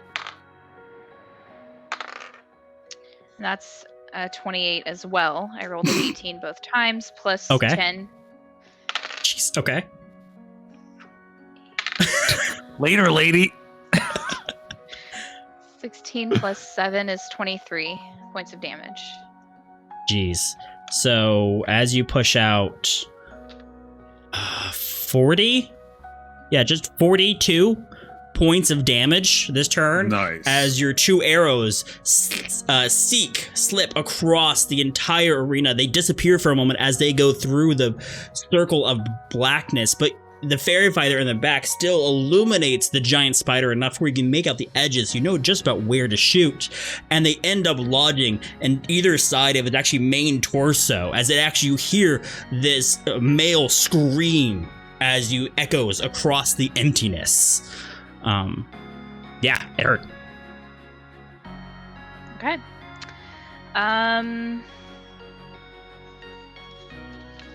Very I nice. don't. Red, I have like anything that these to- arrows just kind of whiz right past us. We're like, phew, Yeah, right. what the hell was that? I can't see, so I'm like, ah! Don't move. I just heard Don't my move little or I animal might screech get in the ya. darkness. All right. You have your bonus action and movement if you so choose. Nope. Okay. Next up, we do have. Order. Actually, I'm sorry. I'm gonna move to the back of this column. It's only 5 feet, but anyway. Yeah, good stuff. Actually, thank you. Go ahead. I was worried I may hit you if I was going to sling my rays of frost. Sounds good. Swing your frost. Red, you are up now, and Dobby, you are next. Okay, can I tell if the Drider is using like a concentration to keep the darkness going, or is it like kind of holding on its own? Give me your Arcana check. I mean, you're not exactly a wizard. Just funny because I'm built out of. You're not a wizard, class, but I'm Red. definitely not a wizard. Just what flat is- roll. It was 18. 18, yeah. You just by like looking at it, you mean, oh, it's a concentration.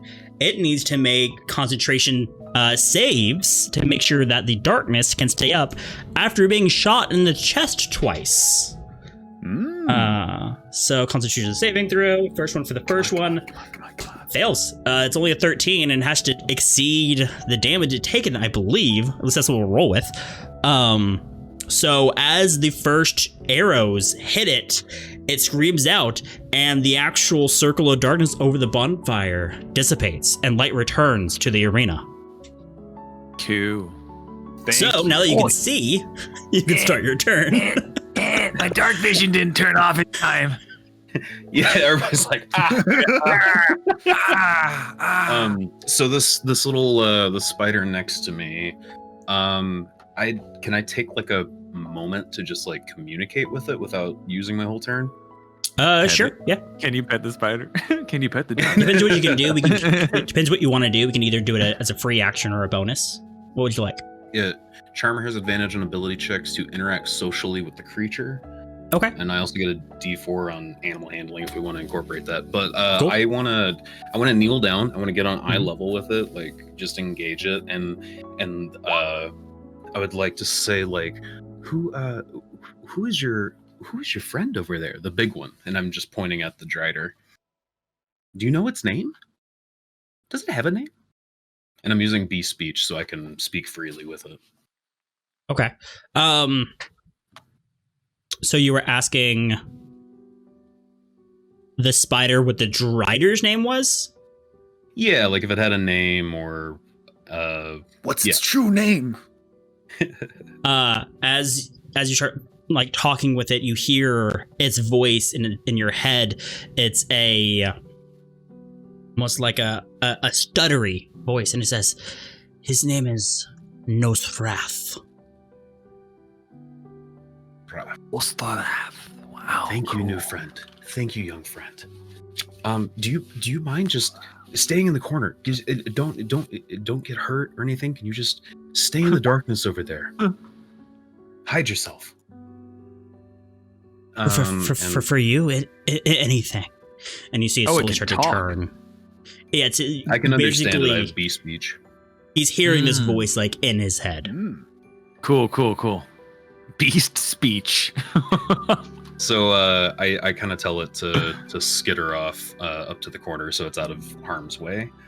Okay. And the lights are turned, so that cancels my other idea that I had. Okay, well, so with the spider that skitters off, I'm gonna reach into my bag and I'm like, all right, I'm so sorry, Pichu. I'll take care of you later. Flim flap, go, flam flap. And I like reach in and I pull out this like just a handful of looks like a handful of wings, and I like toss it into the air, and it's this tiny dragon with butterfly wings. And he's out of my bag now. That takes my action. So I summon my fairy dragon. Perfect. Flam flap. Okay. Flim flap. Flam, like Flam. with the flam flap. Flam. Flam flap. So can you Really try tried to Pokemon these names. Is The it a rare dragon. holographic? Yeah, The dragon perfect. from Secret of Mana, it's called Flammy. One of those. That's all I can think about. When Oh, you're- I 'cause love it's the dragon with the anime hair. That's what I'm saying now. Oh yeah, it definitely has anime hair. Okay. Because of the conversation with the spider, we can call that your bonus action, and then you taking out a creature is your action. Is that correct? Yeah. Okay. Because it's essentially me casting Find Familiar.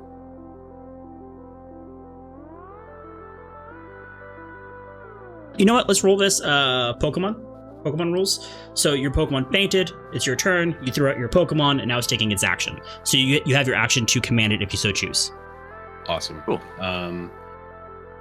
I want it to move. I'm gonna have it fly over me to get between me and this other spider that's coming up. Okay. Mhm. And I'm going to have it cast. Gotta do some things. Let's do Burning Hands. Sorry, I had another thing planned. So I'm also new to spellcasting, everyone. So it might take me a minute to just like find what I No need worries. to do. It's not even a thing. This is all new for me and Cassette too. Mhm. Yeah, take your time. No worries. Heads up again, Dobby. You're next. Yep, ready to go. Okay, Awesome. so each creature within a 15-foot cone must make a dexterity saving throw. So that green guy needs to Mhm. make a dex saving throw or take 3d6 fire damage. Okay. And this is a cone of fire. It is Burning Hands, but yeah, it creates a cone of Cone. fire. So my little dragon just like raises its little tiny claws and like breeze through its hands, and it becomes this giant flaming cone. Okay, so that's a 12 on its dexterity saving throw.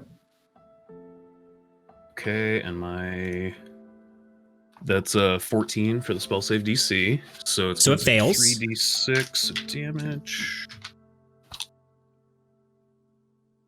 Good luck. That's 11 plus the third one. 15. 15 points of damage. Yes. Awesome. As your fairy dragon comes over, it opens its small jaw and blows out this massive cone of fire, engulfing the spider. You start smelling the smell of burnt flesh, and you hear the thrip, quick crack of webs as it starts to break, incinerating that bridge between the two platforms. As the spider then falls into the darkness, you hear it crunch Nice. on the What a spikes kid. below. Way to go, Flam Flap! And I like high five it, but I accidentally like smack it, and I'm like, oh, so sorry. Poof of feathers. Does So that's it dead. have also Tweety birds? Does it have little flim flams over or flam flams over its head? Cute. Okay, just says so the this same. bridge is no more. Oh, yeah. Oops. The crone is going to lament the very delicious searing flesh smell that just tumbled into the abyss. Gross. She remains hungry. Oh no. Alrighty, I believe that is your Did you turn see then. the color of the blood? So, It could be like alien, like acid blood. food is food. New flavor. Red, you do have your movement if you would so choose. I actually would like to follow. So when I tell him to like go hide off in the darkness, my little new spider friend, I'm gonna follow him across. Okay. And I also have mobile so that the webbing doesn't slow me down. Nice. And I'll just follow him Convenient. out to this middle pillar and hang out. Very nice. Perfect. Okay, Dobby, you're up next. Crone, you're after that. So I'm going to equip a shield. I'm then going to infuse it, so now it becomes a magic shield with +1 to my AC. And then I am going to stand in place, and I'm going to try and like position myself like in the middle of the webbing here. And I'm going to call out to the Drider, "Come and face me. You will not hurt any of these young ones today." And that's my turn. Okay. You're We like can call like you. a badass Gandalf. We get to call you equipping that shield a bonus action if you want, and then you can have your action to do something. Oh, I mean, like if that's if you can call that a bonus. Well, infusing it is a bonus action. Gotcha. Okay. Yeah. So that's all I can do then. Okay. As you stand. Oh, go ahead. I'm also going to turn around and say, "Prepare that fire spell once more." You got it. I was so lost. I'm like, who is he talking to? What fire spell? You betcha. All right. As you say this, the Drider says back in Undercommon. Does anyone know Undercommon by chance? Nope. I almost took it. Is that like a combination of deep speech and common? Deep speech. I don't know the lore behind it. It's just the common language that's usually used underground in the deep Drow society and surrounding regions. And so it says something in this weird foreign tongue that none of you can quite make out. Would I be able to understand yeah. it because it's a beast? And I it's have not- beast speech? It's not beast speech. It is actually just a language. It's speaking that language. It is Yeah, it's speaking speaking- a language. I didn't know Yeah. if it was like a magical interpretation of whatever a beast says, or if it's like that is a language, beast speech. So okay. Bro, Beast Speech is a really good band name. Metal yeah. specifically. Yes. All right. So, the Crone, Yes. you are next. Nisak, you're after that. Can I roll damage for my first attack before using my second attack? Like, can I split Yes. my 2 attacks with movement or anything like that? I'll allow that. Yeah. Okay. I want to face this red spider. Also, so I have disadvantage because of the poisoning, right? Yes. But they still are or not enlightened, but outlined. So that cancels out. Okay. Exactly. Good job. Okay, I'm gonna go ahead and use 1 fighting spirit so that I can get 5 temporary HP and get advantage on my attack rolls. Is that too much or is that okay?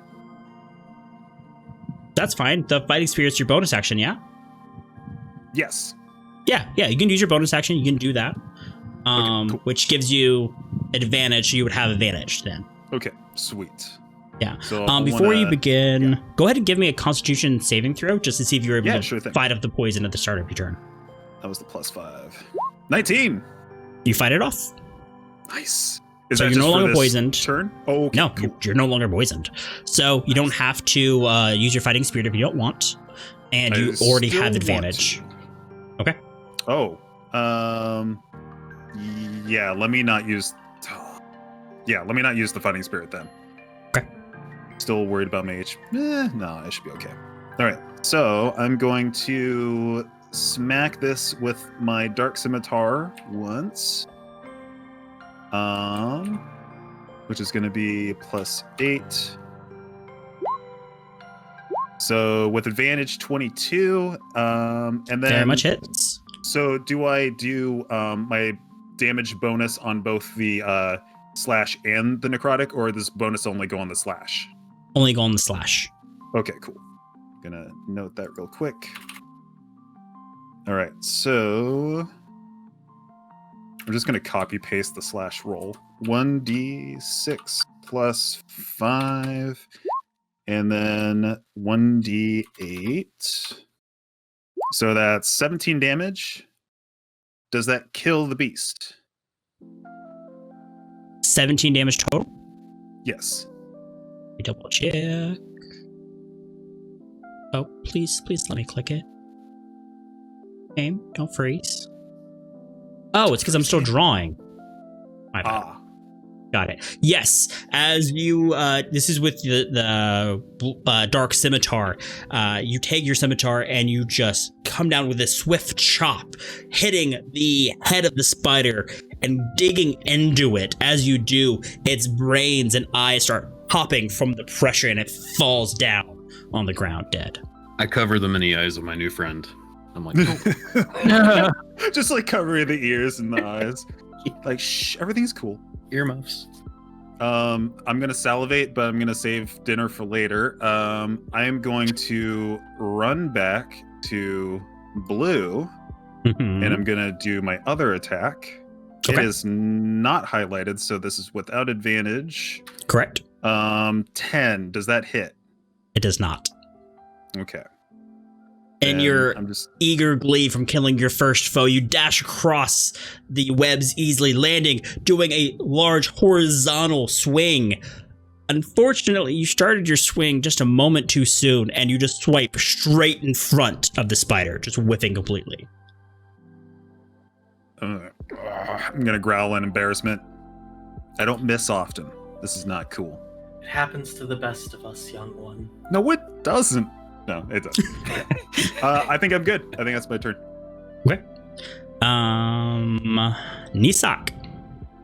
Yeah, so I'm gonna hit blue. I'm gonna pull out Nisak, riding atop the steed. Stays in place, steady. It's bipping and bopping around, making a bunch of noise.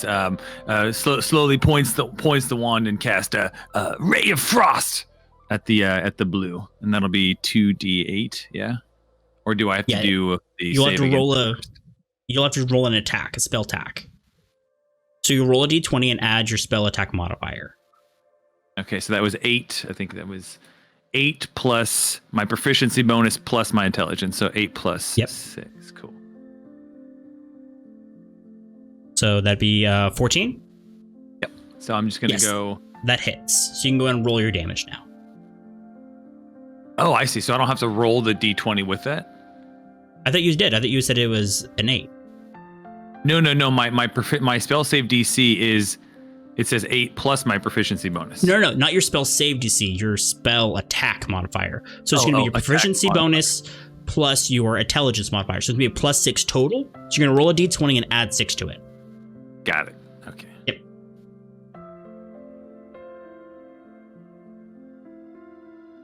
$18. Nice. That very much hits. Awesome. You can roll your damage. All right, so that'll be 2d8, I think it was. Yeah.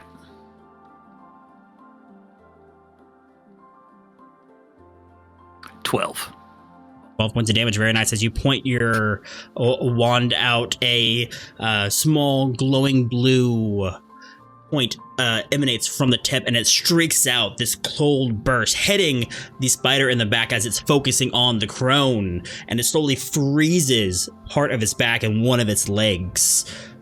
I believe that's part of the spell. Its speed is also reduced by 10 until the start of my next turn. There it is. So it is partially frozen as it slowly starts trying to move, but can't quite get there. Okay, that was your action. You have your bonus action and your movement left, if you so choose. I don't think the wizard. The only thing I could use on a bonus action is if I were to use like Misty Step. I think if I recall or something like that. If I had it right. Yes, any kind of like bonus action spell. If you wanted to drink a potion, anything like that. Okay, I'm fine. All right. Next up is the monsters, and let's see here. Orange first is going to be following red.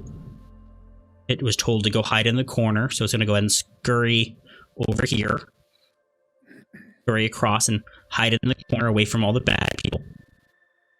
And then Blue here is going to go ahead and take a stab at the crone, as it is right in front of it, eager for the biting, actually. The crone is going to taunt it. just a couple of mocking caws. Yeah, it'll definitely just take a bite out of you. So it's going to try to reach over, take a bite. That's going to be a 17 to hit. Oh, hits. Okay. So it's going to be 8 points of piercing damage.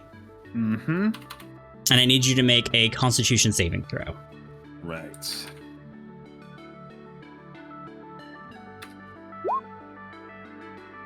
$17. Yeah, you were able to fend off the poison as the giant spider latches onto your leg. You feel the poison start going into your system, but you're able to push it off and resist those effects.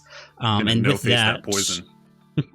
The Drider is going to make its way across onto the actual webbing that connects it to face off against Dobby, who is standing vigilantly at the edge, and it is going to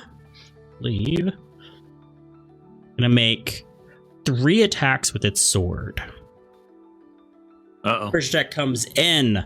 That is going to be a, let's see here, it's a plus 18 to hit. I'm sorry, what did that hit one, Dobby? You're muted. No. I'm sorry. No, does not hit. Does not hit. Very nice. Okay, second one comes in. Lower, so that's a 14 to hit, which misses. And then another 14 to hit as the 3 swings of the Drider comes down to bear against your evil. You're easy to just block it off with your shield that you have. The last one coming in, you just raise your forearm and let it hit you against your scaly skin, and you're just staring it straight in the face. I think I've seen Now, a young TV one, show about you guys bridge. before. Now, young one, the bridge. And I Um, gestured to the bridge for our next turn. yeah, that's the monster's turn because the other one's dead. Yeah, so back to the top round, Lana. I'm just gonna keep shooting arrows Shoot away. at the thing. I'm just gonna kind of yell, like, Dobby, get down, so that he can kind of go in his shell for a second. Can I yell and say, Save the crow! They're about to knock that thing into the abyss.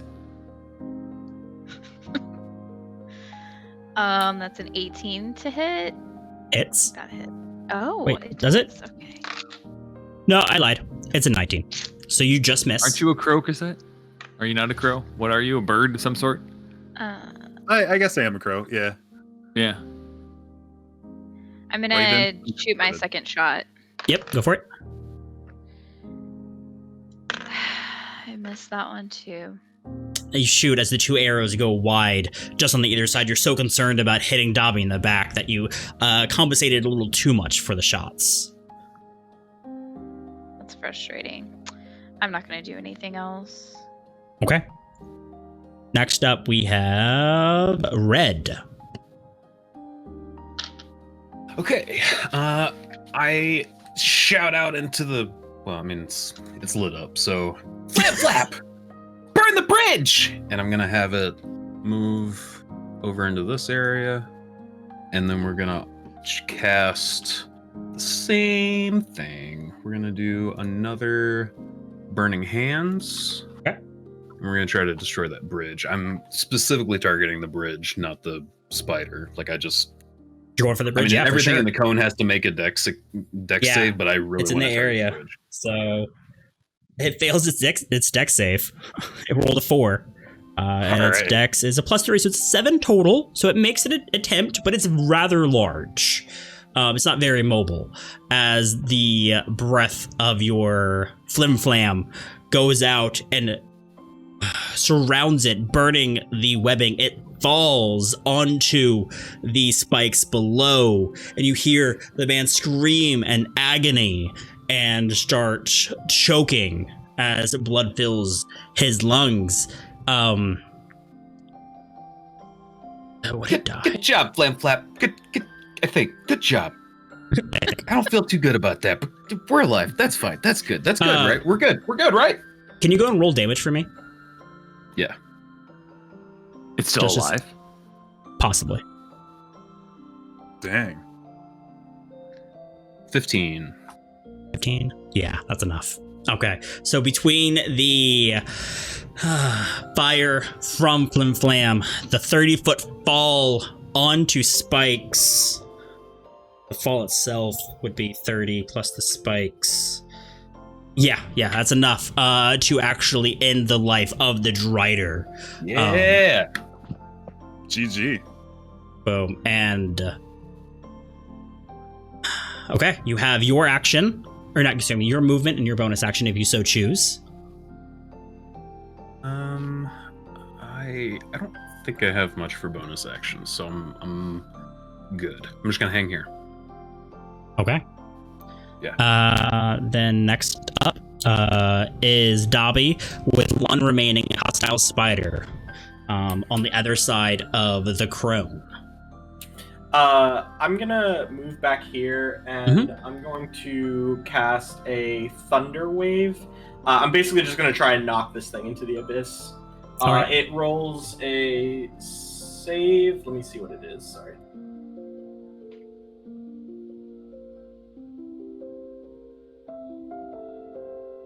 It makes a Constitution saving throw, and on a failed throw, it's going to move back 10 feet. It rolled. Let me just double check. Constitution. It rolled an 8 total, so it definitely fails. Yeah, and it's going to take 5 damage too, for what it's worth. Okay, 5 damage as well as Dobby walks up. This is with the this was Thunder Wave. Yeah. So as you clap your hands together, you produce this large, billowing sound wave that hits the spider, knocks it clean off the pillar and out, and you see its legs swing wildly, trying to grab the webbing that as it falls past, doesn't quite get it, and then turns around backwards, falling onto the spikes below. With your last adversary dead, Cyrix appears once again over the bonfire. Says, well done. Very, very clever. Using their webbing against them. Now, for your next trial. And he waves his hand, and the actual bonfire itself turns blue in color. And instead of it being hot or warm, it's just there. It is not necessarily producing heat at all, and its light actually fills up the room a little bit more so you can see a little bit more of your surroundings. And I think that is where we're going to take a short break. Really quick, my character just wants to, as she's walking back toward the center fire, she just wants to whisper softly to her new scimitar, saying, "Don't worry, we will find more victims for you. We will satiate you with more blood." She's still very hungry. What's up with that one? What's up with that? She loves her new sword. She gives into the sword willingly. Lean over to Red. What's up with that weird crow? I don't know. I've been taking notes. It's a different type than I've seen before. I've never seen such a communicative bird creature. You don't need to whisper around me. Do you think one of your Speak master balls would openly. work? There. Please don't catch me. Please don't catch me. He's got to catch them all, bud. Unless I mean, there's I something will to fight say in that the just ball. just throughout this whole time, I am 100% eyeballing Crone and Dobby. I'm just like fascinated with them. These giant moving creatures that are autonomous, that don't need guides to help them through the world. She still has all of her actions. You better be careful. Uh-oh. Just saying. This is gonna end in the PvP with me trying to catch everybody. She's just been waiting for the right target. You don't make that yourself. Alrighty, so getting back into the game, all of your enemies lay dead, either on platforms or in the spikes below. the purple or the fire has turned blue and a stillness has fallen over the area. What would you like to do? I'm gonna call out to my little friend that went up to the corner. I'm gonna beckon him over. Okay.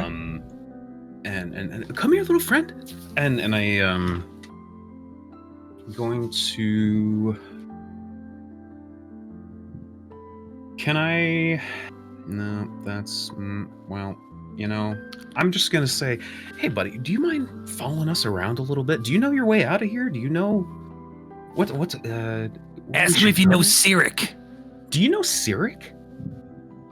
Just Okay. I'm A lot of questions. Again, it has my character. Yeah, I overwhelm him for sure. Yeah, it has an intelligence of 2. So it's looking at you. See its eyes like are it's really trying here. It is, and you just hear a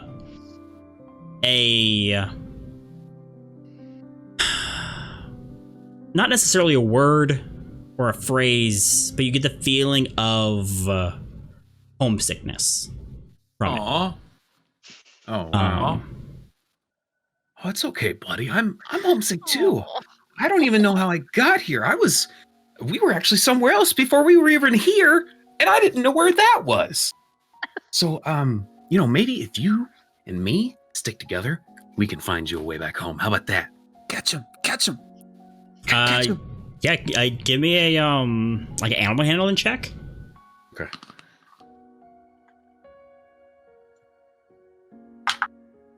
Oh. Oh. Did you add the 1d4? Plus the wisdom is the 1, a d4. It's 11. 11? Yeah.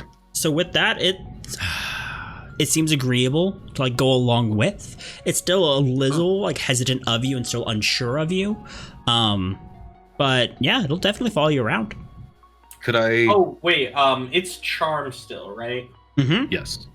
You should have an advantage on social situations with it. Then. Oh, that's right. I do have advantage. Awesome. Roll Thank again. you. With the spider in social situations. In this situation, it's trying yeah. to be sociable. Yeah, this is a social situation, I'd say. I mean, it's up to Lucid to. Yeah, definitely is. How about a 22? Oh. How do you feel about that, little guy?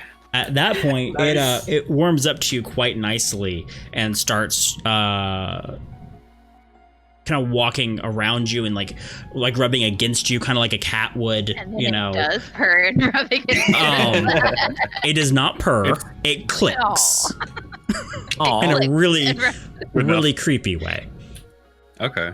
Is there a way, like, do you think that it's friendly enough with me at this point where I could open up my bag and be like, it's a nice, soft, warm spot for you to hide. There's a hole for everyone in here. Yeah, no, it would definitely go ahead. And when you open that up, it kind of looks into it and it starts putting its legs in and just kind of crawls into the bag. Okay, and then I'm like, so- I watch it and I like stick my head, make sure it's going to the right spot. Yeah, so you have essentially caught a giant spider. Okay, just had to do that once. Yeah, no, for sure. So going to add that, you can look up giant spider as the stat block, and you'll have that moving forward. I'm glad you knew what the tune was because I was just going to go dun dun dun dun dun dun dun because I couldn't think of anything else at the time. I'm in the second generation of Pokemon. I've been playing Pokemon for like a month now. It's all I can think about. He really has. It's pretty amazing, and I love it. Controlled by Nook. It's going to just add that token over real quick. Real quick, Alrighty. before we get going to the next battle, okay, so help me understand again. I'm looking at my character sheet. So I have the spell casting ability is +6. So every time we do it, I do a D20 plus this, and that's to actually see if I land it? That's for an attack roll, yes. To see if I can? No, to see if you hit something. So for example, there's basically a couple different types of spells. You have your like spell attacks, which is like your Ray of Frost, right? So you roll a d20 and add your +6, and that's called your spell attack modifier, right? And then the other side of that is you have spells that just happen and other people have to either resist or avoid. And that's going to be your spell save DC, which is going to be the 8 plus your spell modifier, which should be your plus 14. 3 for intelligence or whatever it is. It's plus proficiency as well as intelligence modifier. Perfect.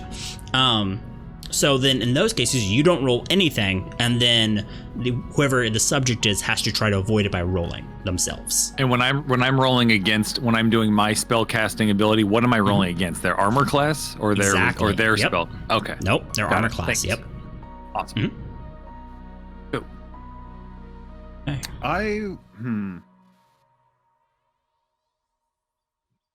I'm trying to figure out if I want to do this myself or give this to someone else to do. I want to use one of the charges in my wand of magic detection on that fire.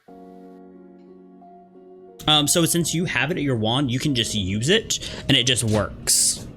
I'm just gonna do it. Yeah, Okay. I'm gonna use one of those charges. Sure. As you take out the wand, you focus. And as you use it, the actual fire itself starts glowing with magic. Looking around, you also see on your, at this point, companions of sort, different objects on them glowing as well. For example, Lana's bow glows to life.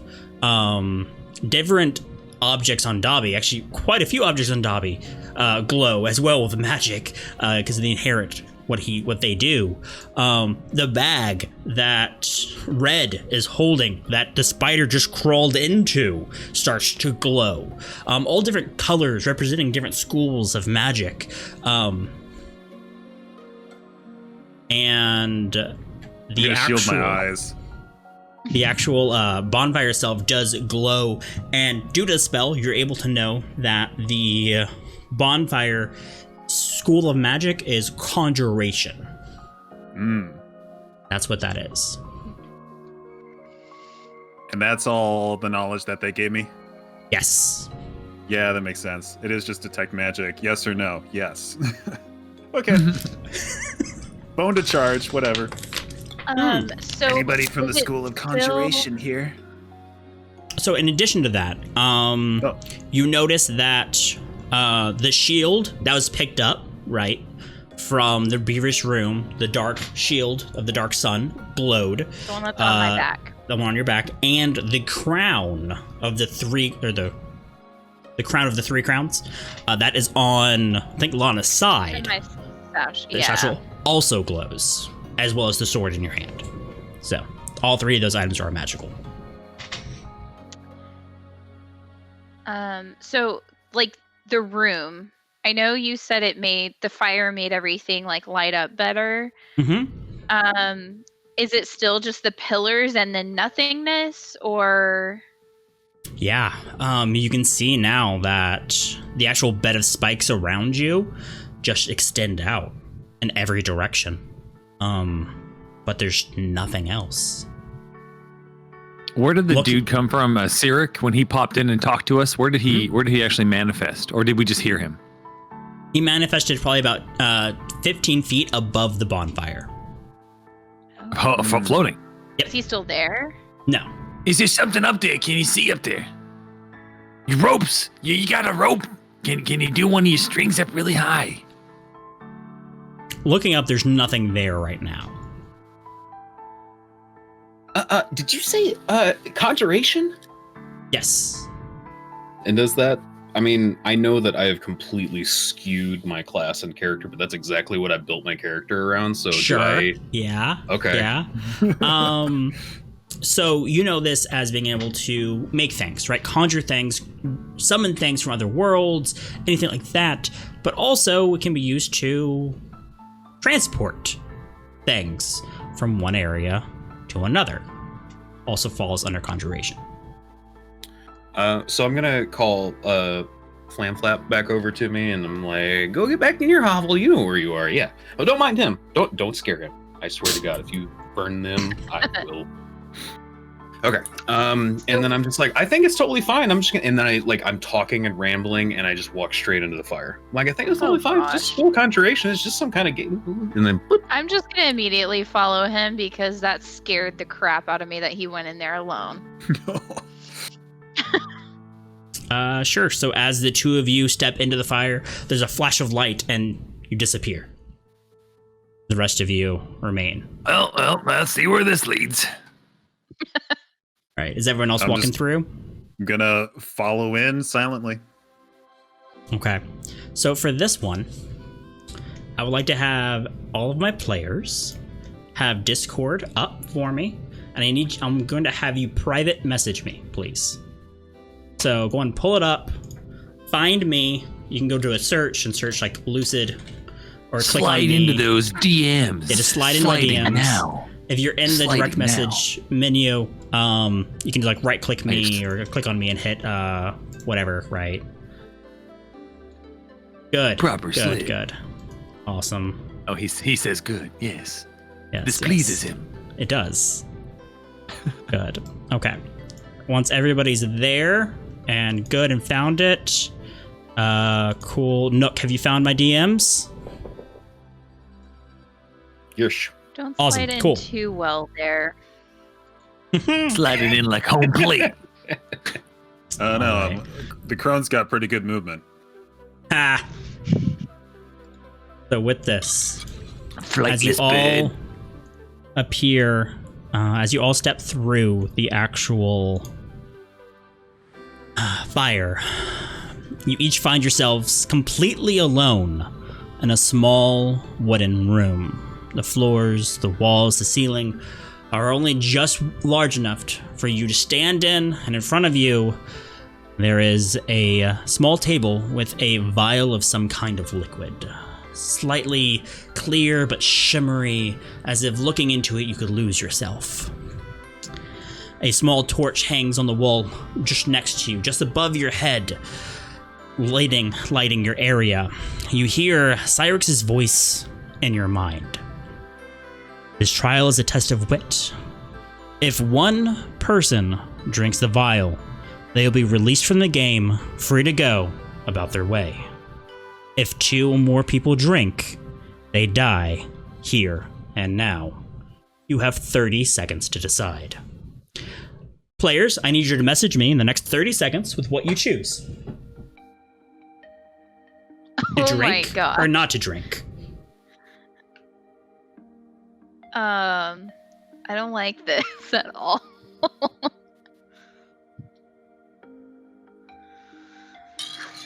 Sorry, if one person drinks, that one person leaves? Yes. And then if two or more people drink, only the people who drink die, or everybody yes. dies? The people who drink. No, die. the people that drink. Okay, good. Because otherwise, I need to change my answer. The people who drink die. Okay, 5 seconds left. Okay. With this, a moment later,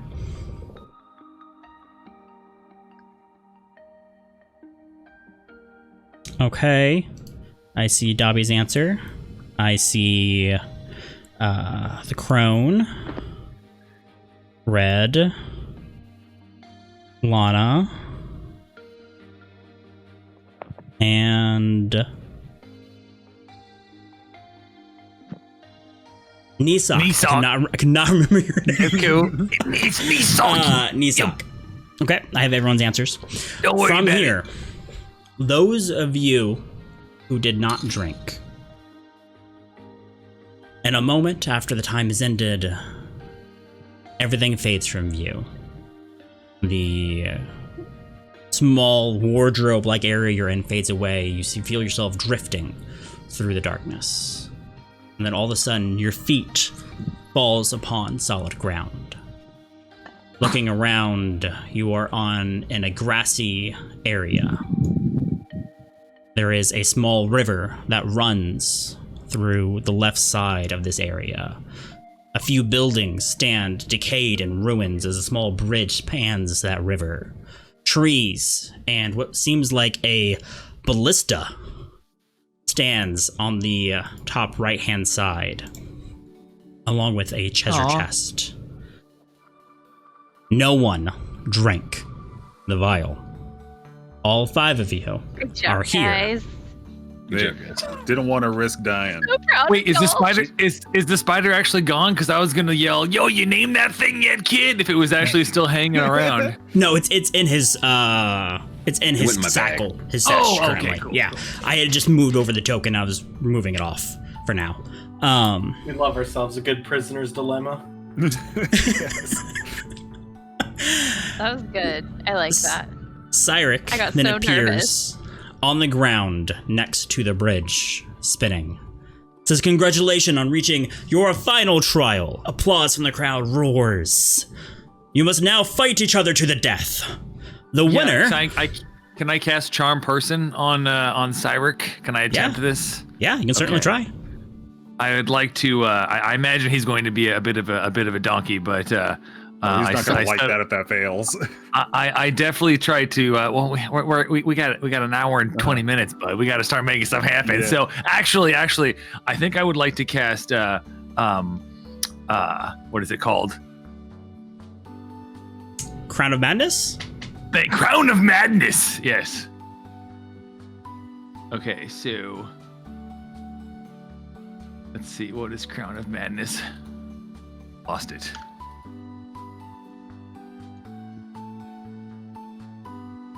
Okay. One humanoid of your choice that you can see within range must succeed on a wisdom saving throw or become charmed by you for the duration.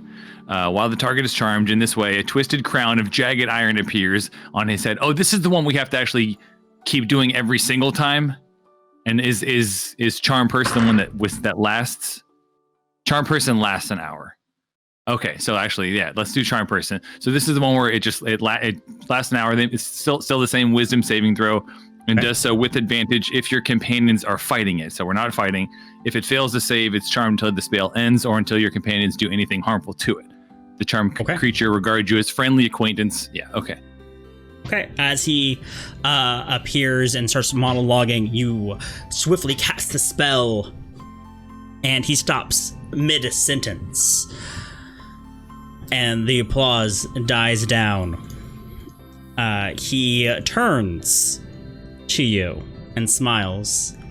Says, "Oh, Nishak, I have grown fond of your outlook on life, your demeanor, and that little mechanical mole of yours. But attacking the host, well, that won't be tolerated." And then with that, he raises his hand, snaps his finger, and let's see. Can I hold? I want to hear what this does, but I am gonna intervene because I'm just like, okay. So I saw the spell go off, and he's been monologuing a little bit about, the consequences for that, right? While that's happening, can I pull? I'm gonna tip open my monster bag, monster pocket, if you will, and I'm gonna let my giant octopus out. Okay. Onto the ground next to me. And I whisper to him like, "Lulu, cast hypnotic pattern." Or no. Oh, I did the wrong thing. Well, no, we're going that way now. That's how we're rolling. Are you sure? Meant to go the other way. I mean, it's not a big deal, bud. Yeah, it doesn't, you can change what you say. Yeah. I meant to actually pull somebody else out. That was the problem. I was like, whoops, he doesn't have the spell I want. So I really like the octopus though. Yeah. So I actually dump out a dark spot onto the ground. There's just like this blurry, black figure that kind of stretches across the ground. It's like a long shadow. And I lean over to him and I say, "Counterspell." And I want to counterspell Cyric, whatever he's doing, because I want to protect Nishak. Like actual Nishak. Yeah, I know Nishak. Yeah. All right, I was gonna do something too, but I'm gonna wait to see how this works out. He said we must fight us to the death. You just gonna sit idly by, rather die on my feet than die on my knees? So as he's trying to cast his spell, counterspell, does that automatically work on spells lower than 3rd level? Right? If the creature is casting a spell of 3rd level or lower, it fails, has no effect. Yep. Okay. So 4th as level he or higher, make an ability check. Okay. Well, it would have been a 3rd level spell. So as he snaps his finger, nothing happens. And he kind of looks at his fingers, and he turns and looks at you and the shadow. Of course, you have banded together. Well, that will make your demise that much more fun to watch. Oh, and hurry before the fire takes you. And he fades from view. Around the outside of the current map, a wall of fire 10 feet high raises from the ground. Its heat starts pouring into the arena as it's slowly closing. Right now. So this is like Fortnite? It's a battle royale of shorts, sure. Yeah. I prefer Hunger Games, but so be it.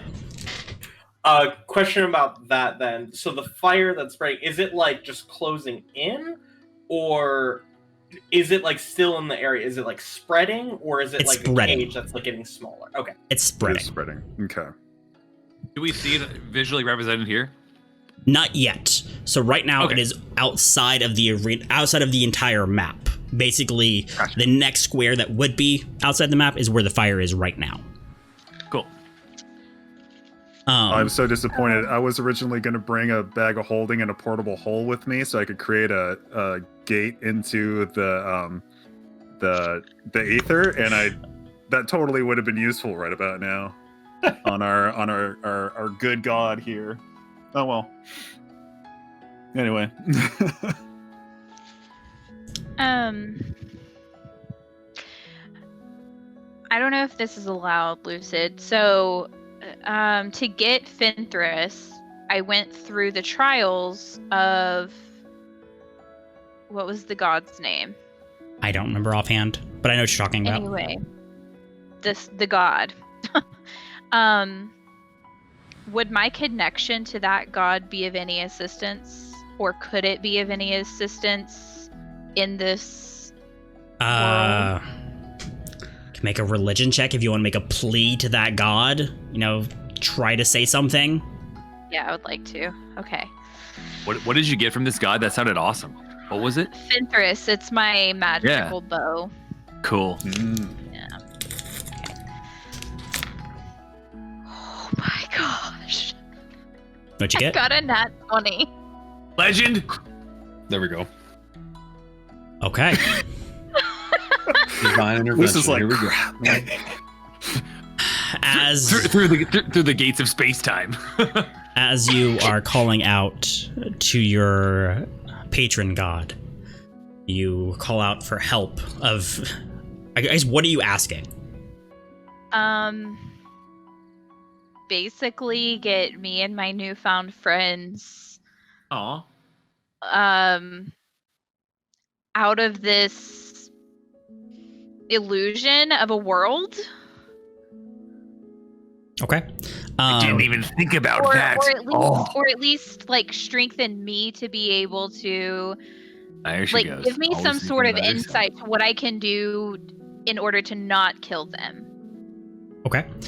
As you make your plea to your god, you hear a voice in your mind and you feel the warmth of her presence, and it takes you back. This was a Hail Mary. You weren't exactly expecting this to happen. And she says, "Child, I am with you. Cyrix is a powerful god. He loves to toy with mortals, making them meet their demise either by their own hands or their own mistakes. While I cannot save all of you, I could pull you and one other out. Or I can give you the power to overcome all there. Or at least give you a fighting chance. Wow. What would you like?" Oh my gosh, this is not okay. Yeah, it is. Take I the wish I power. would have asked Yeah. that now. I don't That know. sounds awesome. I can give you the power to rule.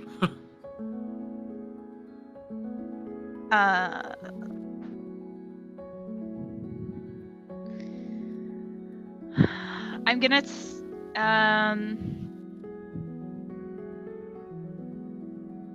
Can I tell her that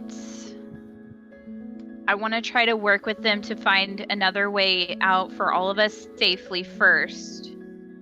But if that doesn't work and I call again, I'll pick one person to go with me. Okay, my child. Be quick. Our connection fades quickly. Fast. Soon. Doesn't Is there last like long. a limited amount of time? Is there like a limited like times that she can call the god or anything like that? Honestly, We're this is just only making happening this right up, now. so- This is only happening right now because she rolled a nat 20. Yeah. Hi. So did you have to roll another nat 20? No, we're rolling with this. Don't worry about the mechanics of it. Nice. Yeah. Thanks for working with me on that. Yeah. Okay. Oh, God. So, you've done something. Red's done something, or tried to do something. So has Meshach. So, Dobby, what do you think? I haven't done it. Oh yeah, I did try to. Yeah. Yeah, you tried to Did charm. you call me knee shack? Knee sock, buddy. It's like it's a Bendigo? sock. You put it in a boot. Right, Nisa. Gotcha. Okay. Dobby, what would you like? Dobby is going to move over to this treasure chest that's over on the right and peek at what's This inside. man is single-minded. Yep. Okay. Let me go ahead. As you approach the chest, it is worn. It has holes in it. It's clearly not locked. If there was a trap there, it has long been rotted away. That's gonna be the top right. Looking into it, you see a potion inside of it, a small vial, it would say.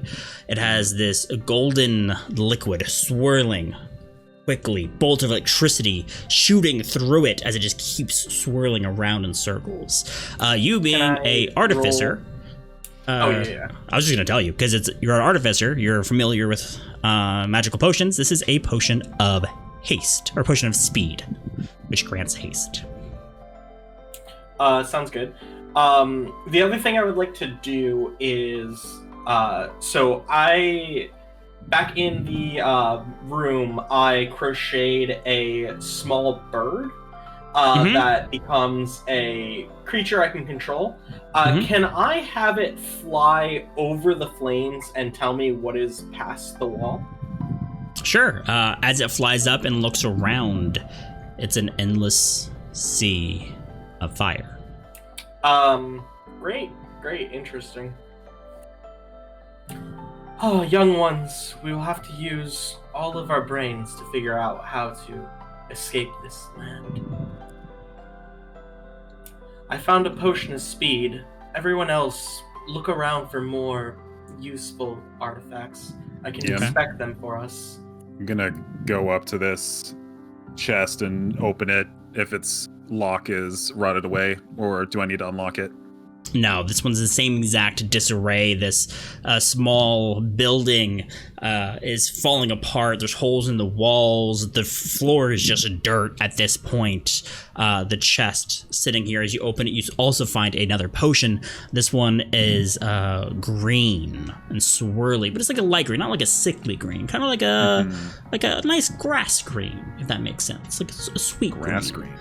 Yeah, Can we sweet all green. meet in the middle with our stuff so we can inspect it together? Yes. You not being magically inclined wouldn't necessarily know what this is on sight. Yeah. Oi, kid, toss it here. Let's see what it is. All right. So going back to Nisak, are you checking out that chest there on the bottom right? Okay, looking into it, you find one last potion. This one is a pure, clear liquid, and if you weren't a wizard, you would swear that this potion is empty. Oh. This is a potion of greater invisibility. Excellent. Nice. Okay, and as everyone starts moving closer in, and everyone has taken a turn, fire moves in closer. Glad we grabbed those when we could. Yeah. Do we need to inspect? No. Do we need to? No. Do we need to inspect the green potion from the crone? Yeah, I put it on the ground for either of you to check out. Yeah. So do we need to roll for that, or can we just tell what it is? Nah, y'all can tell what it is. This is a potion of Hill Giant Strength. It increases your strength score to 21 for 10 minutes. Give that to Nisak. Yeah. No. Why don't you hold on to that lady with the sharp blades? And it's just gonna pocket it. Shrug.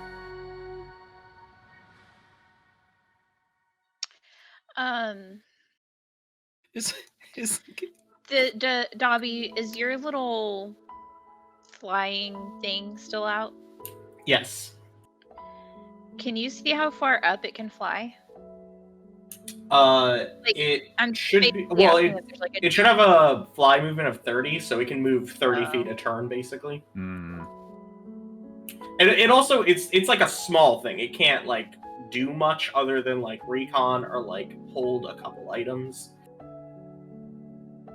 Yeah, I just wanted to see how far up it could go because I didn't know if there was like some sort of dome or something over us. Like I'm thinking Hunger Games now type of Yeah, so deal. so I'll relay the information. It flew up to see what was past the wall of flame. Yeah. And this whole plane that we're on is an entire world engulfed in fire, except for this like square we are in.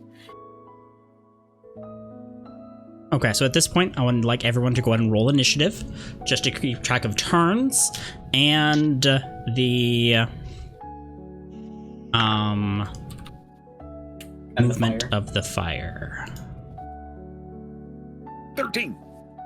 Whenever you're ready. Okay, 1 second. Okay, that's freezing. Cool. So, Dobby, what you got? 14. 14. The crone, was it 13? Yep. Okay, let's go with red. 12. Sorry. 12 for red. Lana. 18. Okay, back at the top. It is dexterity bonus, correct on this? Correct. And Nisak. 10.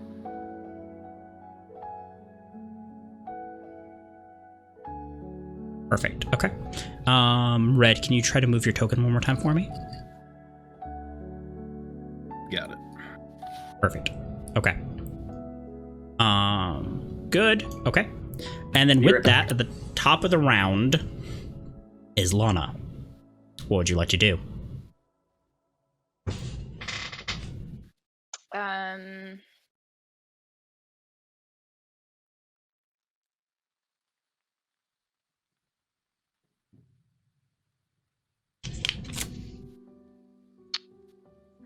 I guess I'm still not convinced that maybe it's like just a whole other plane. So I think I want to just like shoot an arrow up. Okay. Are we convinced that the fire will hurt us? Have we attempted this yet? Do we know that this also is not an illusion? We have not. Yeah. Okay. So can we? How do we investigate that? Is that part of the turn I roll, think- or how would we actually Yeah, on your turn you do have that? to go. I was actually thinking that one again. What we're gonna do for this part right now, so that everyone has a same shot at actions and the time frame that's going on, we'll go in order, and then if it's on your turn, if you want to investigate it, you can go to investigation check and try to touch it. So, Lana, you're gonna take a shot in the sky. Yeah. All right. You don't need to roll for that. You take your bow, point it straight up. I go the arrow. It flies. I think you have a range of about 600 feet on your bow. It goes straight up. You with your half elven eyes, you're able to track it as it makes the corner, stops, and then comes back down. As Red takes cover under one of the trees. Don't worry, I kind of did it off in another direction from you guys. It's okay. Okay. I'm gonna go investigate this. What did you call it earlier? The ballista? Ballista. I couldn't think of the word. Giant siege crossbow. Yeah. I'm gonna investigate that. Sure. See Walking if up. there's anything like magical about it, or if there's any sort of, I don't know, contraption. Yeah. You can or, do an like, investigation extra check. Something. Yeah. Ugh. 8. 8. Well, luckily, walking up to it, you're familiar with bows, crossbows, and this is just a really large crossbow. Looking at it, you could totally, it would take an action, but turn it, aim it. It's already loaded. There's a pile of extra bolts laying next to it. Yeah, you could totally shoot this off at someone if you wanted. The guy And standing on the everyone's- bridge before. What was that, son? Was Sirik standing on the bridge before where it's pointing? Is that where he was at? I thought he was floating in the air. So he was standing on the ground right next to the bridge. So can I make it like pop up like y'all do, where it's like this really cool? If you hold ping. click, it pings it. There, that's where he was. He's right there. So yeah, it was kind of pointing towards him. Cool. Dig it. Okay. What'd you like to do? I'm at a loss, so Okay. I'm not gonna do anything else, I guess. Okay. Next up would be Dobby. So first I'm going to command my little minion to fly into the flame. Okay. Or towards it and see if it like hurts it. Okay. As it starts flying towards it, it disappears into the wall of flame, and as it does, you see it catch fire and start to crumple and then disintegrate into dust and fall. Rest in pep. I was afraid of that. It'll take me at least 30 seconds to create another. Oh no. Who's got Next, extra time? I think we should see about exploring all of our options here. Search around for any hidden areas, compartments, check the bushes. And then I'm gonna walk over and search under the bridge to see if there's anything interesting over here. Oh, I leave the potion in the middle with them, the one that I had, the potion of speed, so. Okay. So give me an investigation check for taking a look underneath that bridge there. Nat 1. So going in, you're immediately taken back by how cool the water feels. Even though there's literally flames on top of it, like 15 feet behind you, right? And on the other side as well. The water itself is extremely cool. Reminds me of home. Exactly, and you start settling in and you start getting really comfy and you kind of forget about the bridge. Next up, the crone. All right. Well, she's gonna put back that flask of oil that she was pulling out to throw into the fire. She doesn't need to do that anymore. I think. Oh, geez.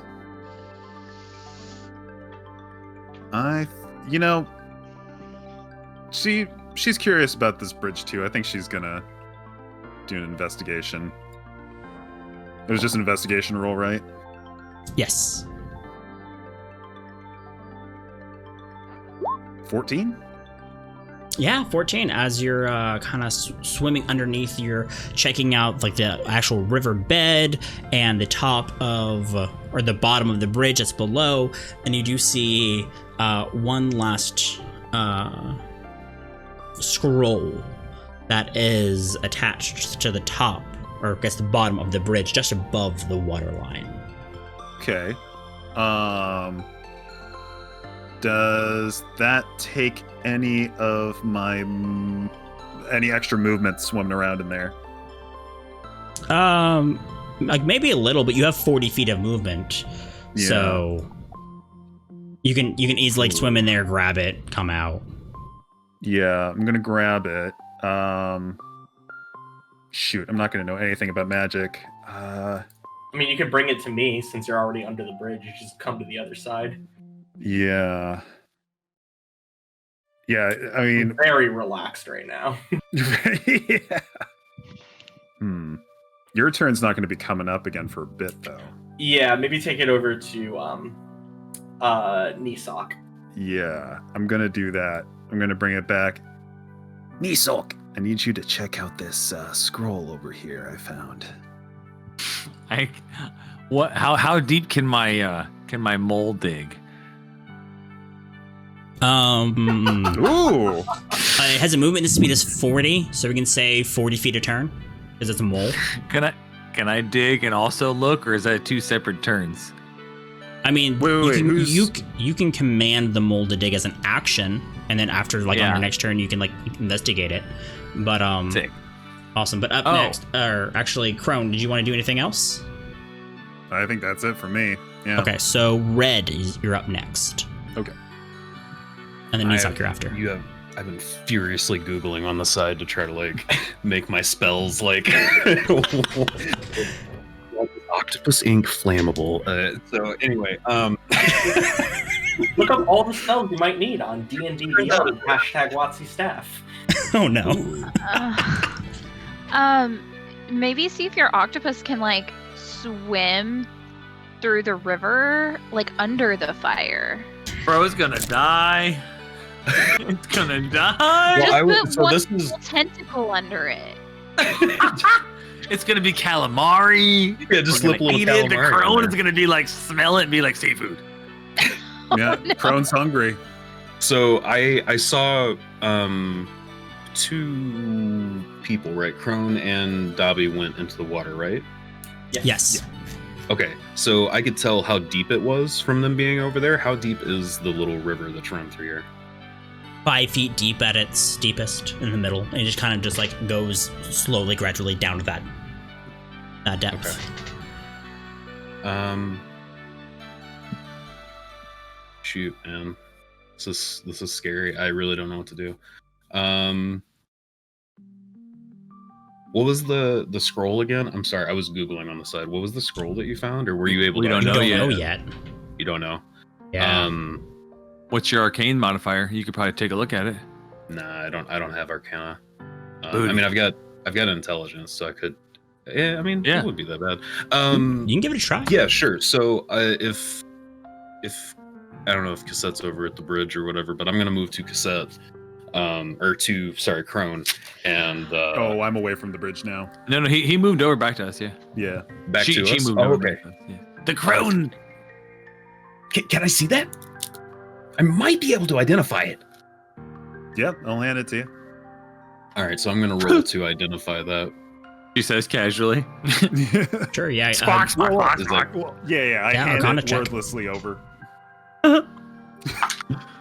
Thank you. He looks you in the eyes. And he's like, "Thank you." I'm just gonna stare back. Do her eyes face forward, or are they kind of looking I out? don't think you can tell, because I think Corvid eyes are usually just completely dark from unless you're looking at them very closely. The shark eye. Assume I'm looking anywhere at the moment. I rolled a 21. I'm rolling hot tonight. Yo. Yeah. Give me some of the rolls. Looking at it, your eyes light up. You realize what this is. And this might be, your way out of here. It's a spell of teleportation. Sick. Ooh. How many people? Yeah. Yeah. Do I know the limitations of the spell of teleportation? Say that 10 times fast.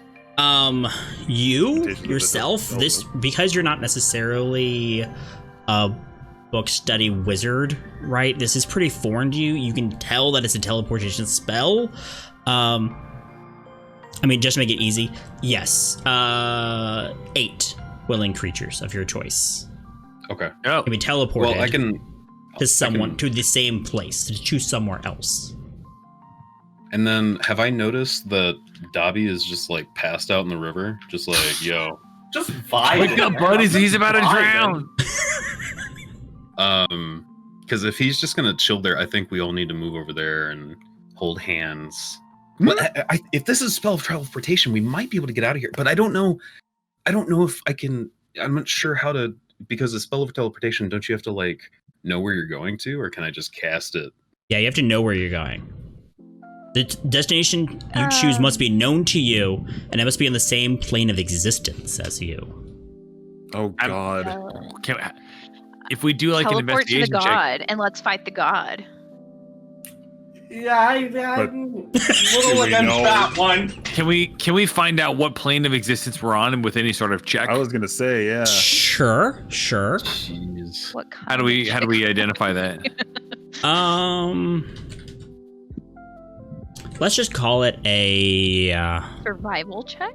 Because Yeah, nature? Because if it's Red's hometown, if it's Red's homeland, he could go a place that he already knows and just take us home. Yeah. Yeah. So I've seen. go ahead. Oh, I've got a nature check. I've got a plus 1d4 on that plus my I have a int. +4 to survival if we can do survival. Do that. Yeah. So you could, if on your turn, if you want to do like Yeah, a we're doing turns, I'm sorry. Yeah. like a nature or arcana, something like that. If you can make an argument for why your check makes sense, yeah.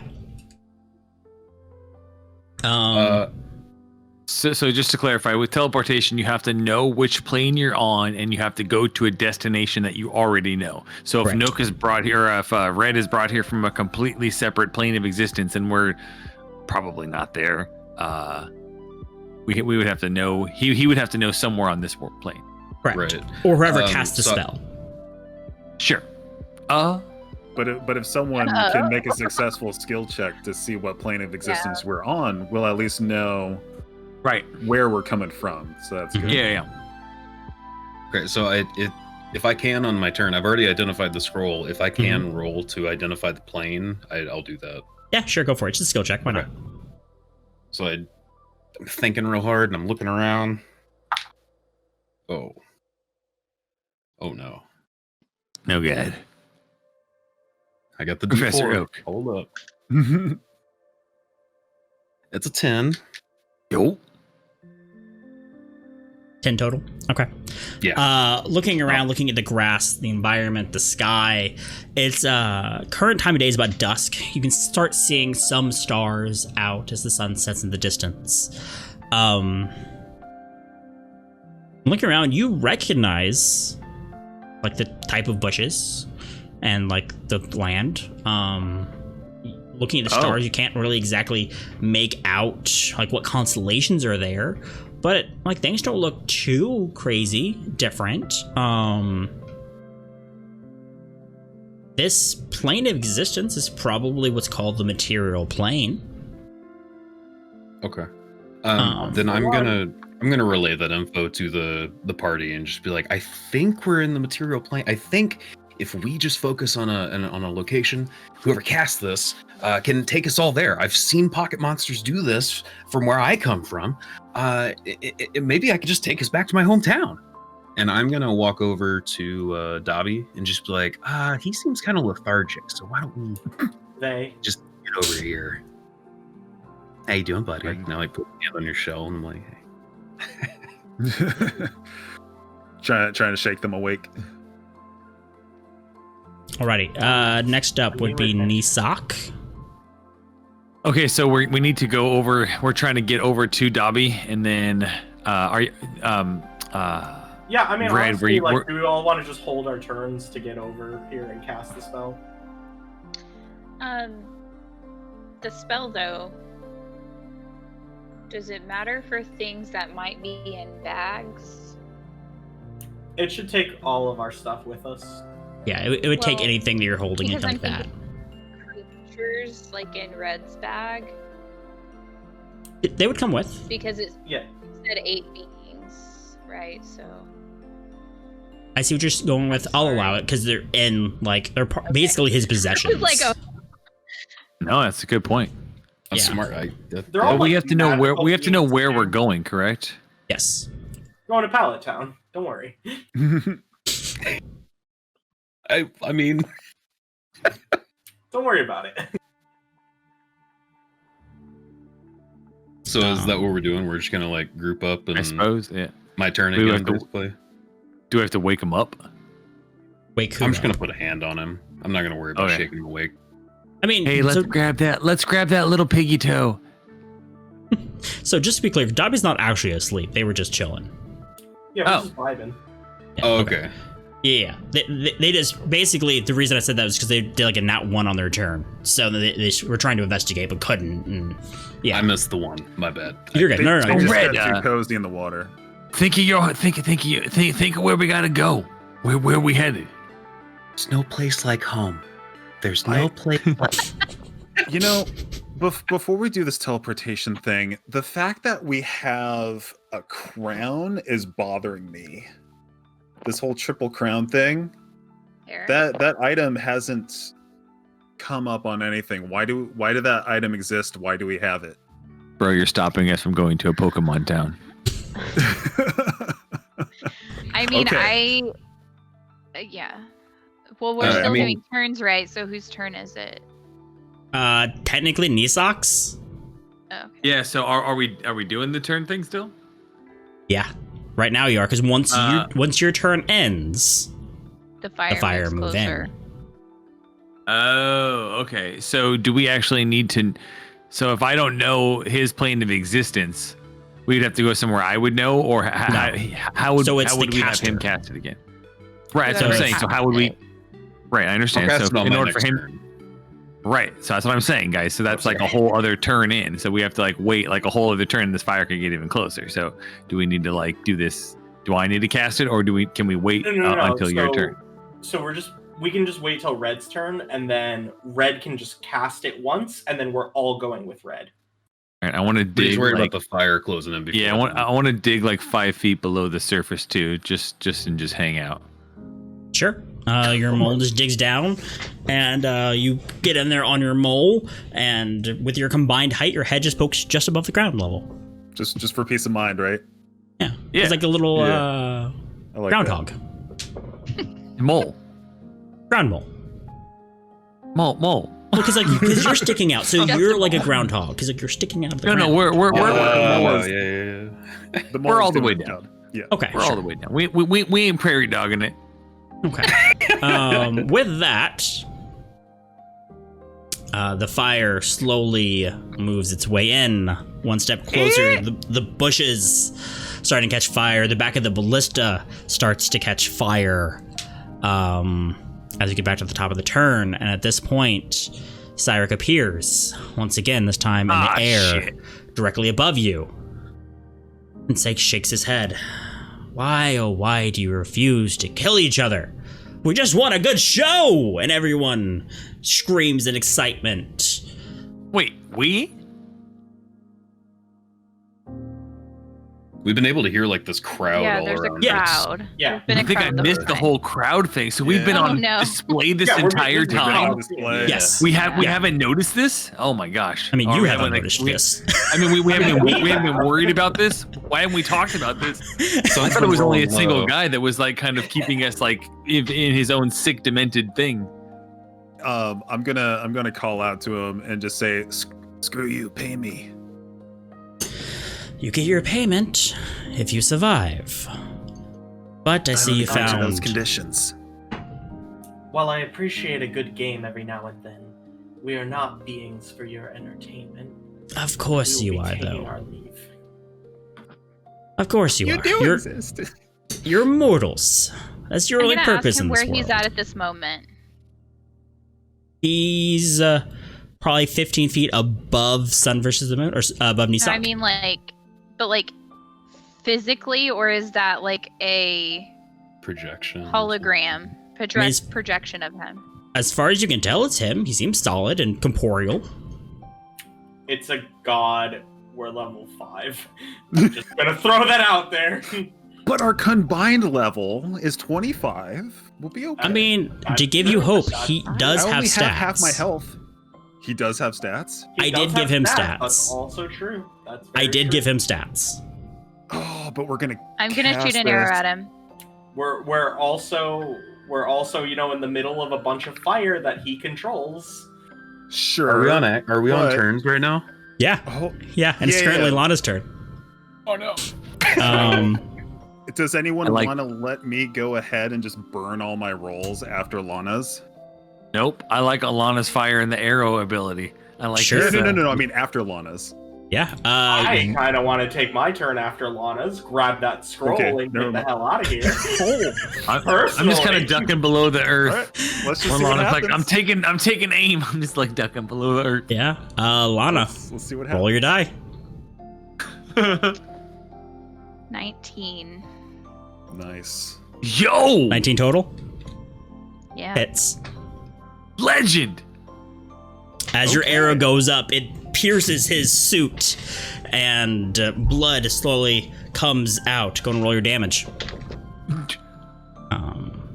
Lana makes him bleed his own blood.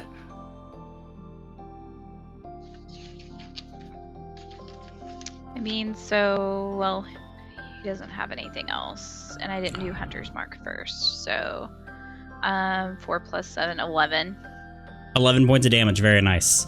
As That's the god That's awesome. starts to bleed, he reaches Yeah, up, you made a god bleed. That's awesome. pulls out the arrow, and drops it. You have another attack. It is your turn. You can attack action. You can shoot another arrow. Oh. Well, Like- bonus action Hunter's Mark. Sure. And, okay. Go. 16? Misses. This one comes up, it hits him, and just falls. With this, he sighs. We must get our hands dirty then, eh? And Cyrix, okay, let me go ahead and copy over, rolls his initiative as Shit, anybody a else counter- 25. Oh. Let me go ahead and grab y'all's current initiative. We'll go ahead and continue off of that. I really wish I had used second wind earlier. Oh well. What does that do for you? Gives me HP back. Ew, come over here. I got a HP. I was gonna use the HP potion on you. I forgot. Or the Okay. It's okay. I have 10 med kits. He He does. I also have potion of healing Let's- though, so that's No, let- are items bonus actions? Yes. Okay, Yeah. then I can heal myself. Okay. Thank you, Let's though. go Oh, wait. with. I can't heal myself. would that count as an action to heal with the feet? Yes, that is your action to do it. Oh, okay. Let's just go with. Can I reach my little hands up out the hole and be like, here you go, just like heal your toe? Yes. We're just gonna go with this token because I didn't think about having. You didn't think I was going to shoot at the god? I didn't. Legend. I really didn't. No. So I'm really this sorry, will represent. guys. We're probably all going to Cyrix. die now. No, I respect it. He didn't take my charm seriously. He took your arrow seriously. You made the god bleed. Just so we don't level our. Why is he like some badass Cover. looking lich? Because that's the token I had on hand. So Exactly, Mayor. he'll be next to Sun, 15 feet in the air, rather than above him, just for Next to me, easy. I'm below ground, sir. Yeah. So he's in the air currently. You're saying an arrow missed. Hunter's Mark is on him, and you have your movement. Fantastic. Would it be a bonus action to talk to my god again? No. Oh my god, No. you're gonna fucking call me. I can't believe it. No. You're gonna shoot him in I'm gonna pieces. No, I'm gonna ask her if she can take me and him. The god. You too? To somewhere else? Legend. Yes. I'll leave us with the fire, thanks. Well, no, hopefully the I'm fire well because I disappears. also want to ask, like, if he leaves, does she know if this plane like would stop acting like that? Okay. As you ask her this, she says, yes, she could teleport you to somewhere else.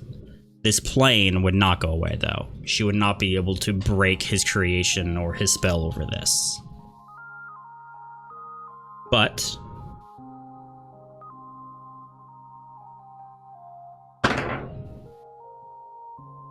she will tell you that you possess all the tools you require to defeat him. Ooh.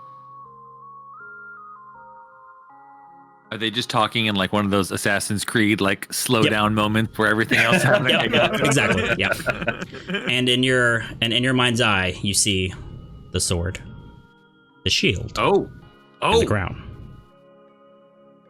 don the crown. We're Voltron.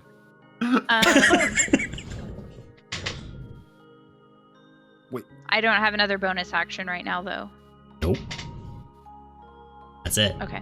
You have your movement, if you so choose.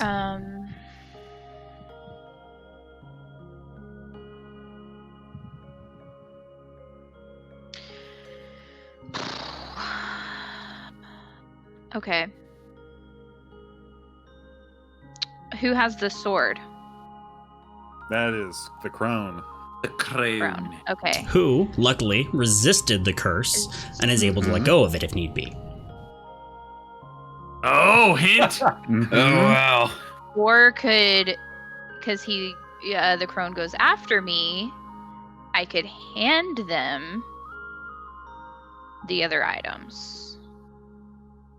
Is handing stuff to someone else a bonus action? I would say it's their bonus I action could to get it take from you. them. I could take them from you. Yeah, I would As say your on their bonus turn. action? Yeah, I would Did allow you that. drop on the Yeah. ground? But my god told me I have everything Right. I need. Well, that's probably just arbitrary, unless Lucid is really focusing on your character to be the heroine. Nah, it's arbitrary. Okay. So, well, if the fire moves in one more, I can't be where I am. Correct. So I'm going to. Can I share space with? Not to stand Not at the end permanently of the now. turn. Okay, I'm going to basically walk past Crone and tell her that she has to take the shield and crown from me as soon as possible. It's our only way of defeating him. And then I'm gonna come down here. I don't use a shield. You don't need to use it. You just need to hold it. I know that's just her. She hates shields. Okay. Yeah. Can she hold it in her? Like, does she have hands, or are they like feathers? No, she has hands. Okay. I'm gonna basically just like look her in the eye and like tell her like she has to trust me. Do you trust me? She doesn't like that. Just so you know, she doesn't like having to trust you. It's the That's only all I'm way gonna- out that's for all I'm all gonna of say. us. Yo, to you be should alive. roll for that then. Is there like some sort of like a deception? Persuasion? Yeah, there you go. Persuasion, love it. That's I mean, it's cool. Sure. Do I counter roll charisma? You do. You can Cool. use yeah, you just be charisma. So if you're I never proficient said she doesn't trust you. I'm Yeah, just You so saying- brought it up, bro. People We're may- going with it. Okay. Okay, all so right. if you're proficient in either so this is for the crown, proficient in like persuasion, deception, intimidation, if you're proficient in that, you can use that skill check for this. If not, it's straight charisma. And for Thankfully, Lana, this she's would really be low charisma. Yeah, she's very low charisma. So you and for probably Lana, this win. would be persuasion. So what did you You're roll, gonna Lana? bind me to this. I rolled a 14. Okay. 14. Okay. 1d20 minus 2. Yes. Oh, I think. Yeah. Whoa! Oh, Wait, what did you roll? A 14, you said?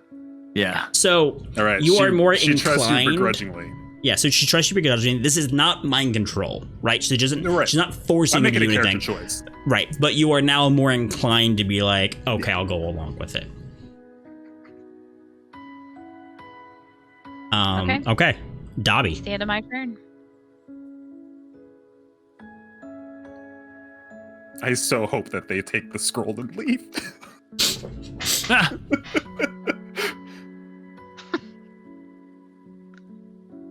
What you doing, Dobby? I'm gonna cast Mirror Image. Okay. There are going to be illusory copies of me, four of Mm-hmm. four of them. And whenever an attack against me is made, we check first to see if it's attacking a mirror image instead of me. Every time a mirror image is hit, it disappears, and the likelihood of me getting hit goes up. I'm going to look at Cyrix and say, I was hoping it wouldn't have to come to this. But I propose a game.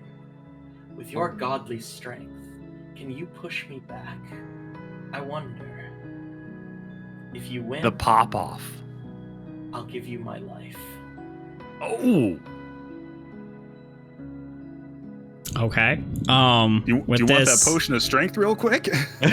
Oh yeah, pass it over. I don't know if I can. Do you take it from me when you pass Okay. through? Yeah, I'll take it like every time. He just blubbery walks right through me that. It's just like the pouring Gatorade on yourself.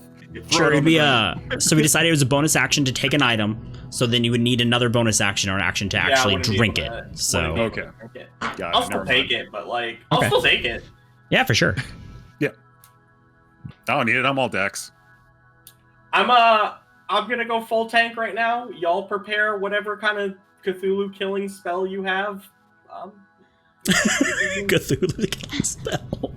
Okay. Does it matter if you cast spells in the air? Does that matter like up because he's hovering above us? Does that like does the range or like cone or damage or whatever change? Yeah, it would be positioned in the air or towards the air. Yes. Cool. So if you want to do like a fireball above him that hits him but no Yes. one else, yes, you could do that. Yes. What's the cone of your fireball? Thank you. It's like a bunch. It's a 40-foot diameter sphere. It's a lot. I'm gonna try to make sure to get my 10 hit points as soon as possible. Okay. Come down So and is that your face turn, me, Dobby? God. Yeah.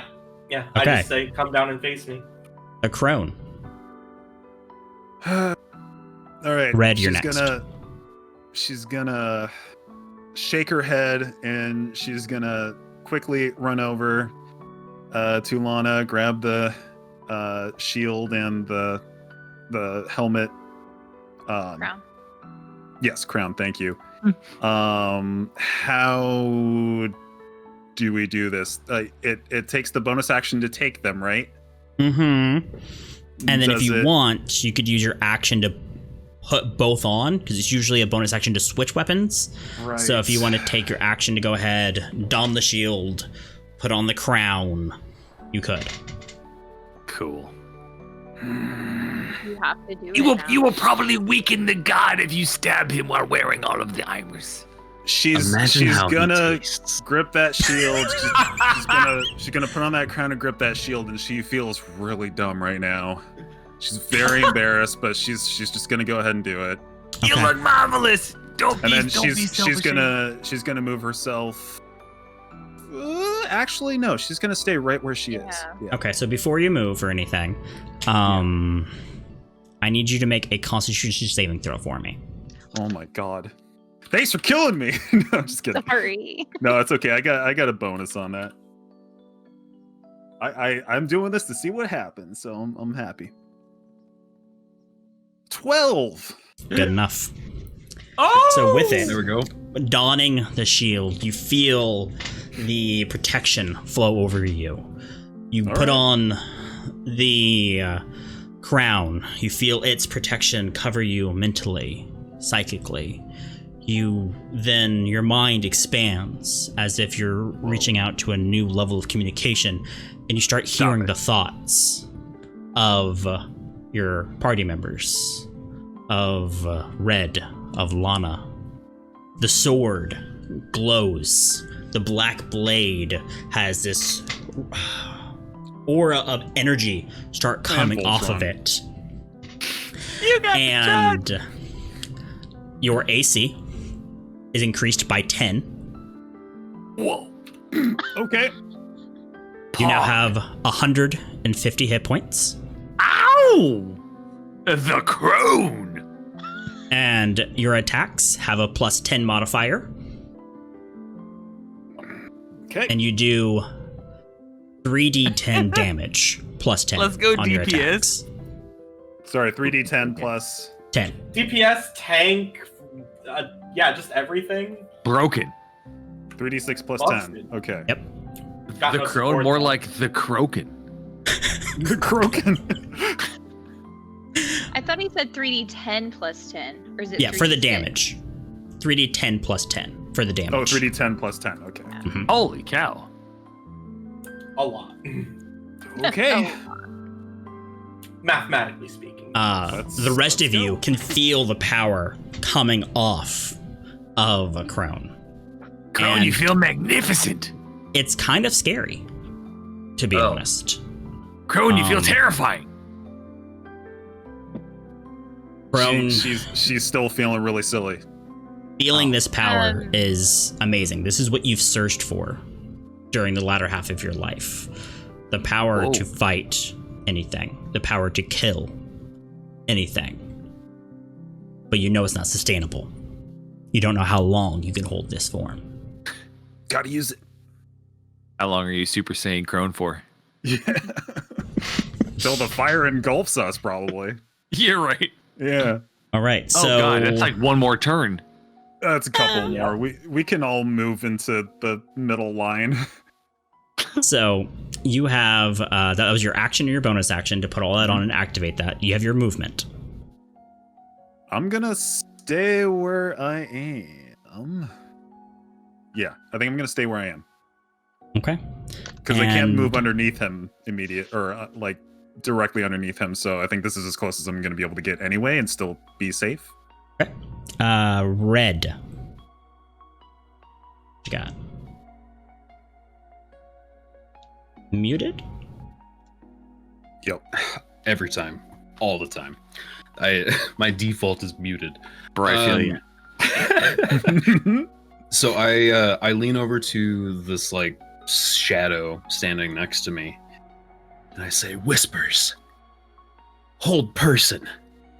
And I have Whispers cast hold person on Thank Mr. you. Eric's Mr. God. Okay. And you have to Cast it on survive. You have to beat the check, whatever the save. Sorry. yeah. What saving throw is it? Wisdom. Wisdom. Okay. Make it 18. Well, damn. Okay, so mine's a 14. On a success, the spell ends. So yeah. Okay, Okay. so that didn't work. As a bonus action, can I scoop him back into the pocket? Just be like, Sure. Get in here. Yeah. Okay. And then next turn you can send something out. Cool. Yep. Yep. Good try, bud. Get in there, Whispers. Would you like to do like to move or anything? Since I'm directly in front of it, is that ballista actually loaded and ready to go off? Uh-huh. But it's half on fire. Remember that. Yeah. I mean, if someone got to it if someone got to it this turn, they could use it. But I've already used. Your action, yeah. And it would be an action to Every- fire it. I choose you, Pichu. Can I? Okay, then Can you I'm just move gonna. it? I'm gonna. Ooh. What I'm gonna do is I'm gonna move. Yeah, can I move behind it and push it, like, with my movement? With your like using your movement? Yeah, I just like run around and like ram into it Good thought, Silent. like a charge. Sure. We'll Trying to say think it of needs literally a anything. at this like a point. strength Yeah. saving throw or strength check, like an athletic check. Okay. And it would take double your movement to move it. So like moving it 5 feet cost 10 feet of movement, kind of like we did with the difficult terrain. Okay, I've got How- mobile as well. So Okay, How so you big have 40 is Red, feet. though? yeah. I mean, he's a kid. He's, I don't know, 5 feet big is tall. the ballista? Can you So- aim? Hold on. Can you aim this ballista up, or is it just affixed horizontally? I am. What I'm going to do is I'm going to run behind its right wheel and Okay. push behind that so it angles toward him. Sure. So sure. I'm going to try to set it up basically for somebody else. Sure. If you want to run over there, give me an athletics check. Okay. Athletics. Oh, that's strength. Yep. Okay. Use your strong boy muscles. 9. 9. Yeah. You get over there. You start pushing it. You start to feel it move, and then it stops. So I'll put myself over there.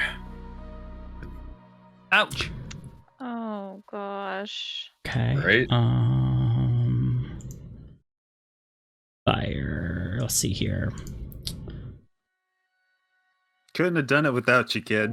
Won't remember you. Okay. At least I'll already be cooked for you. Roll. The crone's salivating again. Okay. You take 12 points of fire damage. Okay. Oh shoot. That's like probably half your life.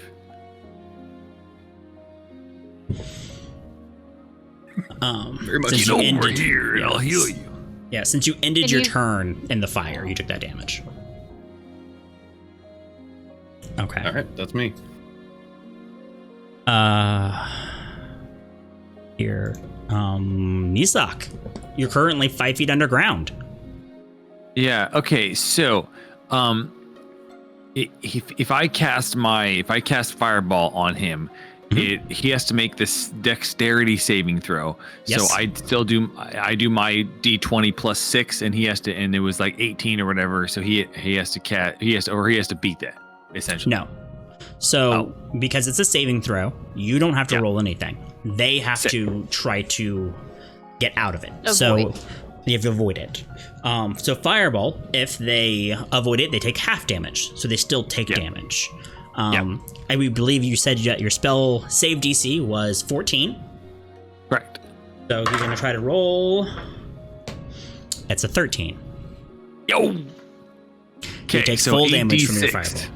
Yep. All right. So, you can just roll a d6 in there, yeah. Sick. All right, everybody.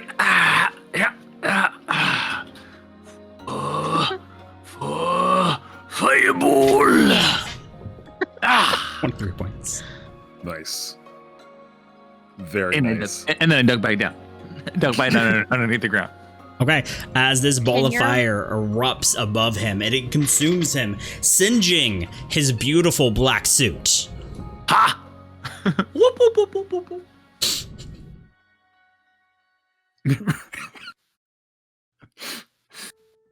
What's up, Silent? I was gonna ask Sun if he could like have his thing like burrow underground to Red, and so like go up under Red and basically have him come out of the fire. Oh, great Like, idea. So down I have to a 40 burrow. movement. So what would that take? Are each one of these squares 5? Yep. So you're already Okay, 5 feet so- under, so another 5 Heck to go yeah. down. So Yeah, you're great underground. idea, Silent. And then So- 1, 2, 3 to him, Uh-huh. and then 1 up to him. Uh-huh. That'd be what, 1, That seems 2, fine. that'd be 5. You have 8 squares total. Yeah, you could burrow And then- under him and then have him drop into your hole. Can I move back then? That should be plenty. I have 40 movement on this. So I should be Right, I so should that able would to burrow. be so you'd be able to get back. You'd just be 10 feet He'd come back underground. 3, I think. Yeah. Well, I don't need to go 10 feet under. I'd like to stay at the same level. Just burrow towards him and then You- burrow up. Well, you can't because oh wait, Cassette's on the other side of you. So the reason Yeah. I was going with 10 feet, that way he would be able to completely drop into it. But Oh yeah, he does have to drop. Yeah, you're You still, still like, have a on lo- the surface, basically. You would I mean, still we have could say some that he movement could left like when you fall come back. I prone see. on the ground. And No, like no, be I see what under you're it saying. if you wanted to. I'm fine dropping 5 feet under, digging under, and then digging him out, and then Yeah. coming back. Yeah. And then when you got back, you would just be at your same spot, just another 5 feet down. Sure. You want to do that? Sure. All right. Let's so you dig under, you go underneath the ballista and everything, you dig up, and Red, as you're more concerned about being on fire, all of a sudden the ground underneath you gives way and you just drop 10 feet to the ground, taking 5 points of damage. Ah, shit. I didn't think that would. I didn't think that Wait. would hurt. Would a healer Better than would another my 15. heal take an action, or is that a bonus action? The healing kit, Yeah. that was an action. Okay. I'll wait till next turn. You do have potions. You'd give him. You'd hand him a to heal potion. them. I'm fine. Oh, Right, you'd No, hand I'm him a good. potion. but I Don't have we two all greater. have 2 potions from our pre-thing? Yeah. And then Sun has 2 greater as well. Okay, yeah, well, I had chosen 2 potions as my actual magic item, so Lucid upgraded mine. I didn't realize you guys had already gotten 2 potions yourself. I probably would have chosen something else otherwise. Regardless, okay, well then you got potions. Whatever, drink your potions. Dope. I got 10 healing though. If you can get close, I'll hit you. Okay. I'm like face down in the dirt, and he hands me a potion. I'm like, okay, thank you. I'm trying to heal Cassette actually. If I could get the crone next. I have 150 hit points. You Yeah, do he's not need to fine. worry Yeah, about me. I forgot about that. In fact, my next action is gonna give me 5 temp hit points, and whatever, right? Okay. The next round begins as the fire creeps ever closer into the center. With this, it is Cyrix's turn at the top of the round. Can I do a tricky thing? when Sure. Cyrix starts? If you would allow me, I would like to take an immovable rod from my inventory Uh-huh. and put it behind my back and activate it. Okay. As like your reaction, I guess? For the Yeah. for the round? Yeah. Sure, why not? Cool. Okay, so he sees you take the rod out, click it in place behind you. Oh, I wanted to do that sneak. Like sleight of hand? Sure, give me a sleight of hand check. That'd be against his Would that be perception. Stealth or sleight of hand? Sleight of hand since he's trying to do something. That's only a 9. Okay. He rolled a 19, so he saw you do that. Okay. But it's there. And at the start of his turn, as he sees you do this, he says like, "Oh, tricky one. You cannot trick the Lord of Deception." And as he does that, he turns and he's like, "Oh, well, as most of you are lined up for me, as it were." And he makes a side eye at the crone, powered up by his relics. And I see you have put together the pieces, so I guess we can have a little fun. She's And gonna he- bang the scimitar against her shield. As he clicks or snaps his hand, a fireball erupts Oh shit! just on the other side of this would be Lana, the Shadow for red, and Sun would be safe. Actually, no, because it goes around corners, right? So I you would scooped also the shadow be... back in my bag before I moved. Oh, did you? Okay, cool. Let me go ahead and get that Yeah. out of the. Yeah. Yes, you did. I remember you talking about that. Wait, the fireball's gonna go 10 feet underground? Yeah, it will. Yep. So I need dexterity saving throws from Nisak, Crone, and Lana.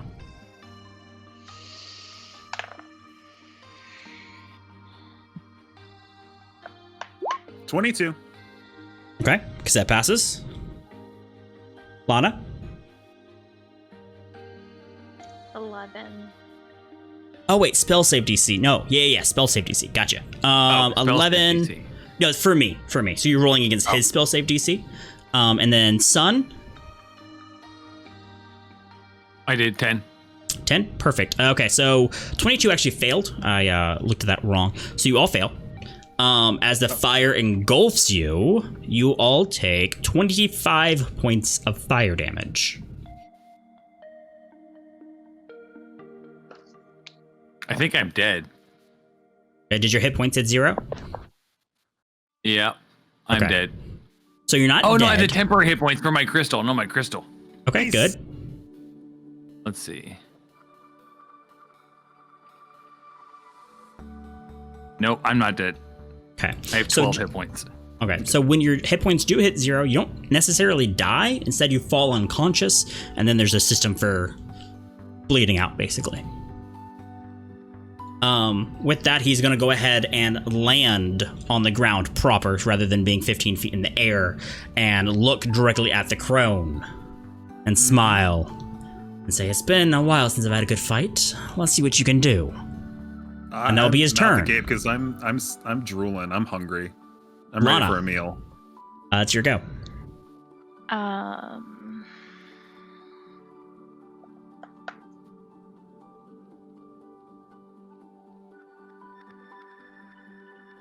Gosh, I guess I'll just shoot arrows at him. Sure. I mean, that's what got you into this mess. Go out shooting like I always do. 24 to hit. Hits. Yep. Okay. Does hit.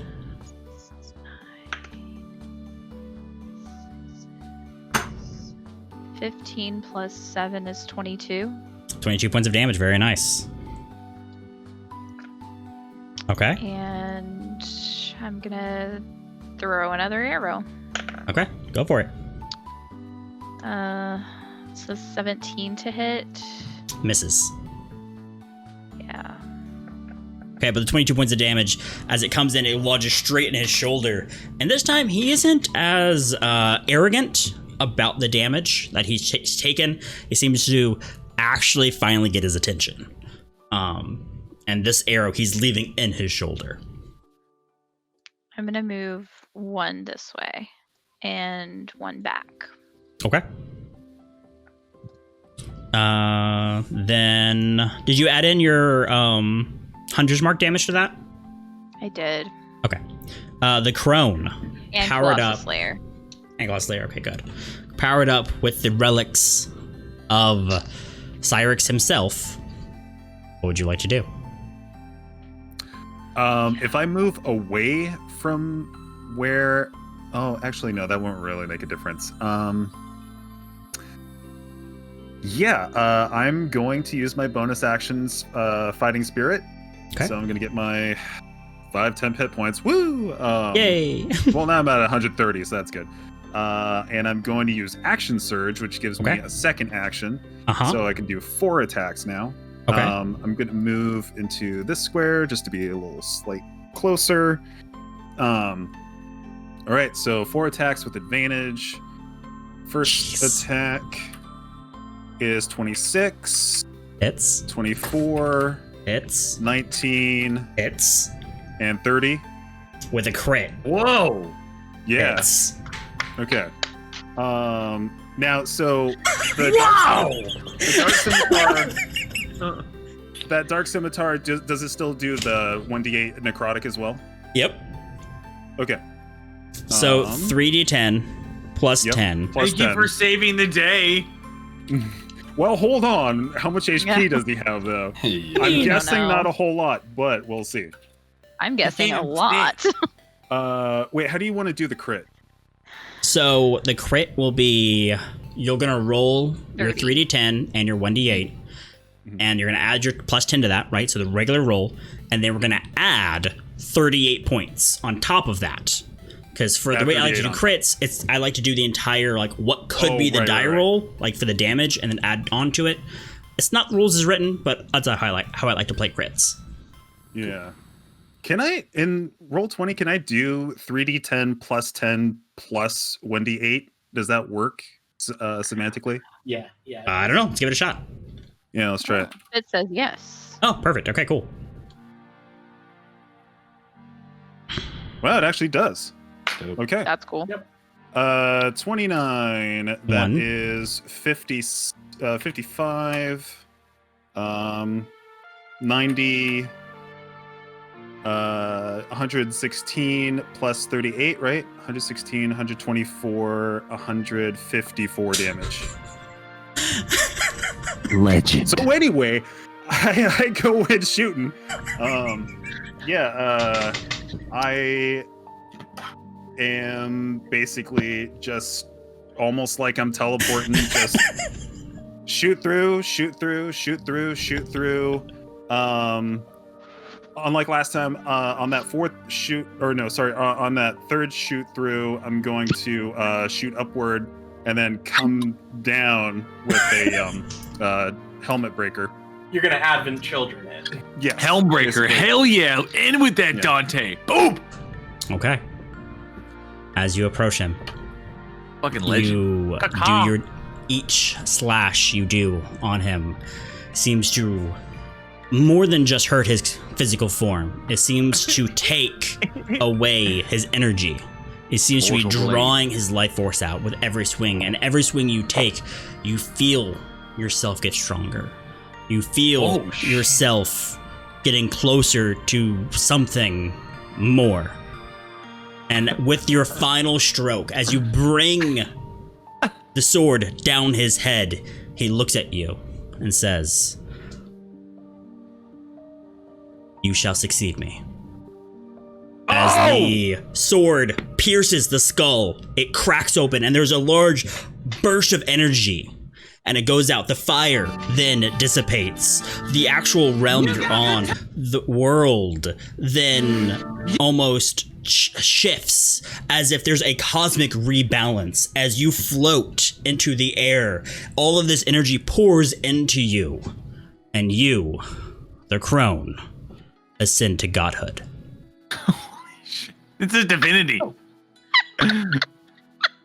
I throw a Pokeball at him. I want to catch the legendary. Capture him.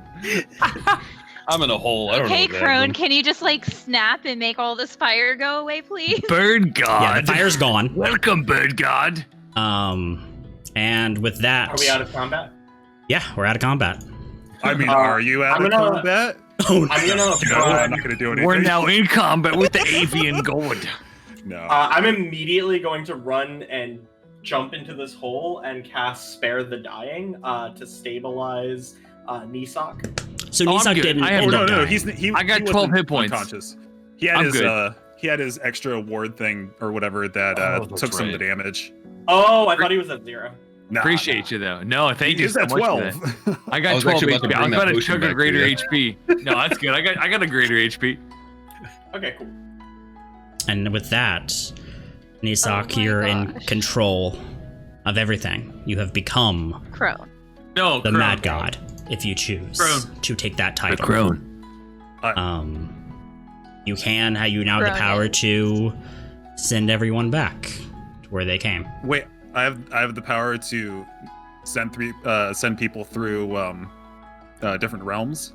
Yeah, you can send everyone back to where you were, or where they were. You can undo everything that he has done, that Cyrix has done. Can I go to the Pokemon land? Why do you go with them? Yeah. Well, tell my character that. Yeah, I'm always looking for exploration. Can I take my mighty steed and go? Sorry. I'm just gonna make eye contact with Crone and basically tell her thank you for taking on the burden because I couldn't. But also that we also have to thank, I can't remember my god's name, and I feel like a terrible person. I don't remember it either, so you shouldn't lost feel that bad. connection now. Well, I think it's Raven something. Anyway, Also, I'm gonna call name drop her basically, and say that we have to thank her, to her glory. Basically, we've survived. Windpipe. And I'm gonna ask you to basically teleport me back to my hometown with my family. The crone snaps her fingers. You're teleported. Yep. Okay. She's not one for words, just FYI. Yeah. Nisok actually takes a quite interest in the newfound power of the crone. Crone, are you looking for a traveling companion to go with your newfound godhood? I don't know. I make a really good soup. Oh, you're hired. Yes. That was I'm easy. the one who always gets hired. Oh. No You're one's the gonna boss hire now, me Crone. anymore. I don't You know are what to but do a with god. this. You are a god. No need for worrying about employment. You just must exist. She's gonna look over to Red and just look, like expecting you to say something. You want me to go? I'll go. You're I- on mute again. Oh, okay. I shouldn't be. Okay. No, Never he's mind. good. I just didn't hear you. Sorry. I'm gonna ask. I'm gonna say. I really would like to go back home. I can tell the professor everything I've learned. I can even introduce my new spider friend to our lands. But before I go, can you please just give me the time to draw a picture of you for my pocket monster index? And so I sit down and She I doesn't- start. Yeah, she doesn't say no. She's gonna turn over to Dobby. Same sort of questioning look. So while you were talking to everyone else, Dobby cross-stitched you a sigil. It is a accurate representation of your glory and power. It contains the 3 crowns Cross-stitched. and a scimitar going through them to represent the crosshelm split of the old god you succeeded. That's epic. That's cool. Metal. That's Dobby- awesome. Dobby presents it as an offering and then says, I have no home, no family. If you must send me anywhere, send me to where I may help the most people. All right. Welcome to the crew, Dobby. Is Red done with the sketching? Yeah. Once I'm done, I'll stand up and I present it to you, and I'm like, thank you so much for everything that I've learned and for saving our lives. She's gonna kind of look at it quizzically and just like not quite sure that you captured her her like complete Beak's a little big. new glory. Yeah.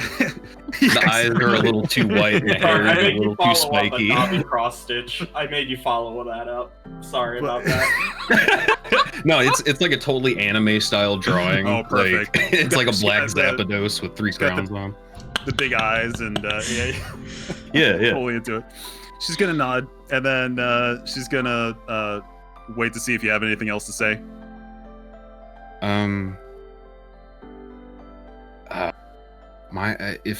If you need a place to go, not that I can imagine the gods need anywhere to go, but our world is full of magical monsters and creatures just like yourself. I think that you could find a home there if you'd like to come with. Well, now she's thinking she can pit monsters together in a safe environment It's for legal. her entertainment and other people's entertainment. Does she get to eat the results? I was about to say that. I mean, we didn't have to bring that up. This is some slowpoke tail nonsense. That could have just remained unspoken.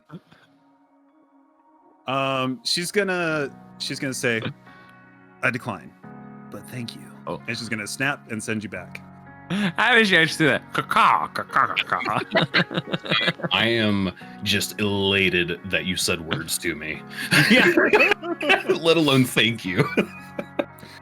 And then she's gonna turn to Dobby and Nisak to say, let's go find some trouble. And, Caw. gonna make you two question whether or not you should have stuck with her, but you know, I think she's gonna promise you a couple of good adventures out of this. You did just decide to stick around with a mad king. What was the God. God. just mad We actually god? had 4. Lucid dropped the final Lord of Deception at the end there. Oh, it is Lord of Deception. Well, there was 4. Deception. Mad God, Lord of Crown, the Dark Sun, and Lord of Deception. Yeah, y'all should be a little careful because I don't know how much I'm gonna let this power consume me. But You know, I was thinking you'd send me to like an orphanage or something. Like, I want to help the most people. yeah, you'll be helping people. Yeah. All right, cool. Then let's go. Oh, I'm man. I'm gonna keep You you just two around. tried. We'll see what kind of trouble we get into. But yeah, I'm gonna. Or she's gonna snap her fingers again, and We'll fade into the sunset. Let's go.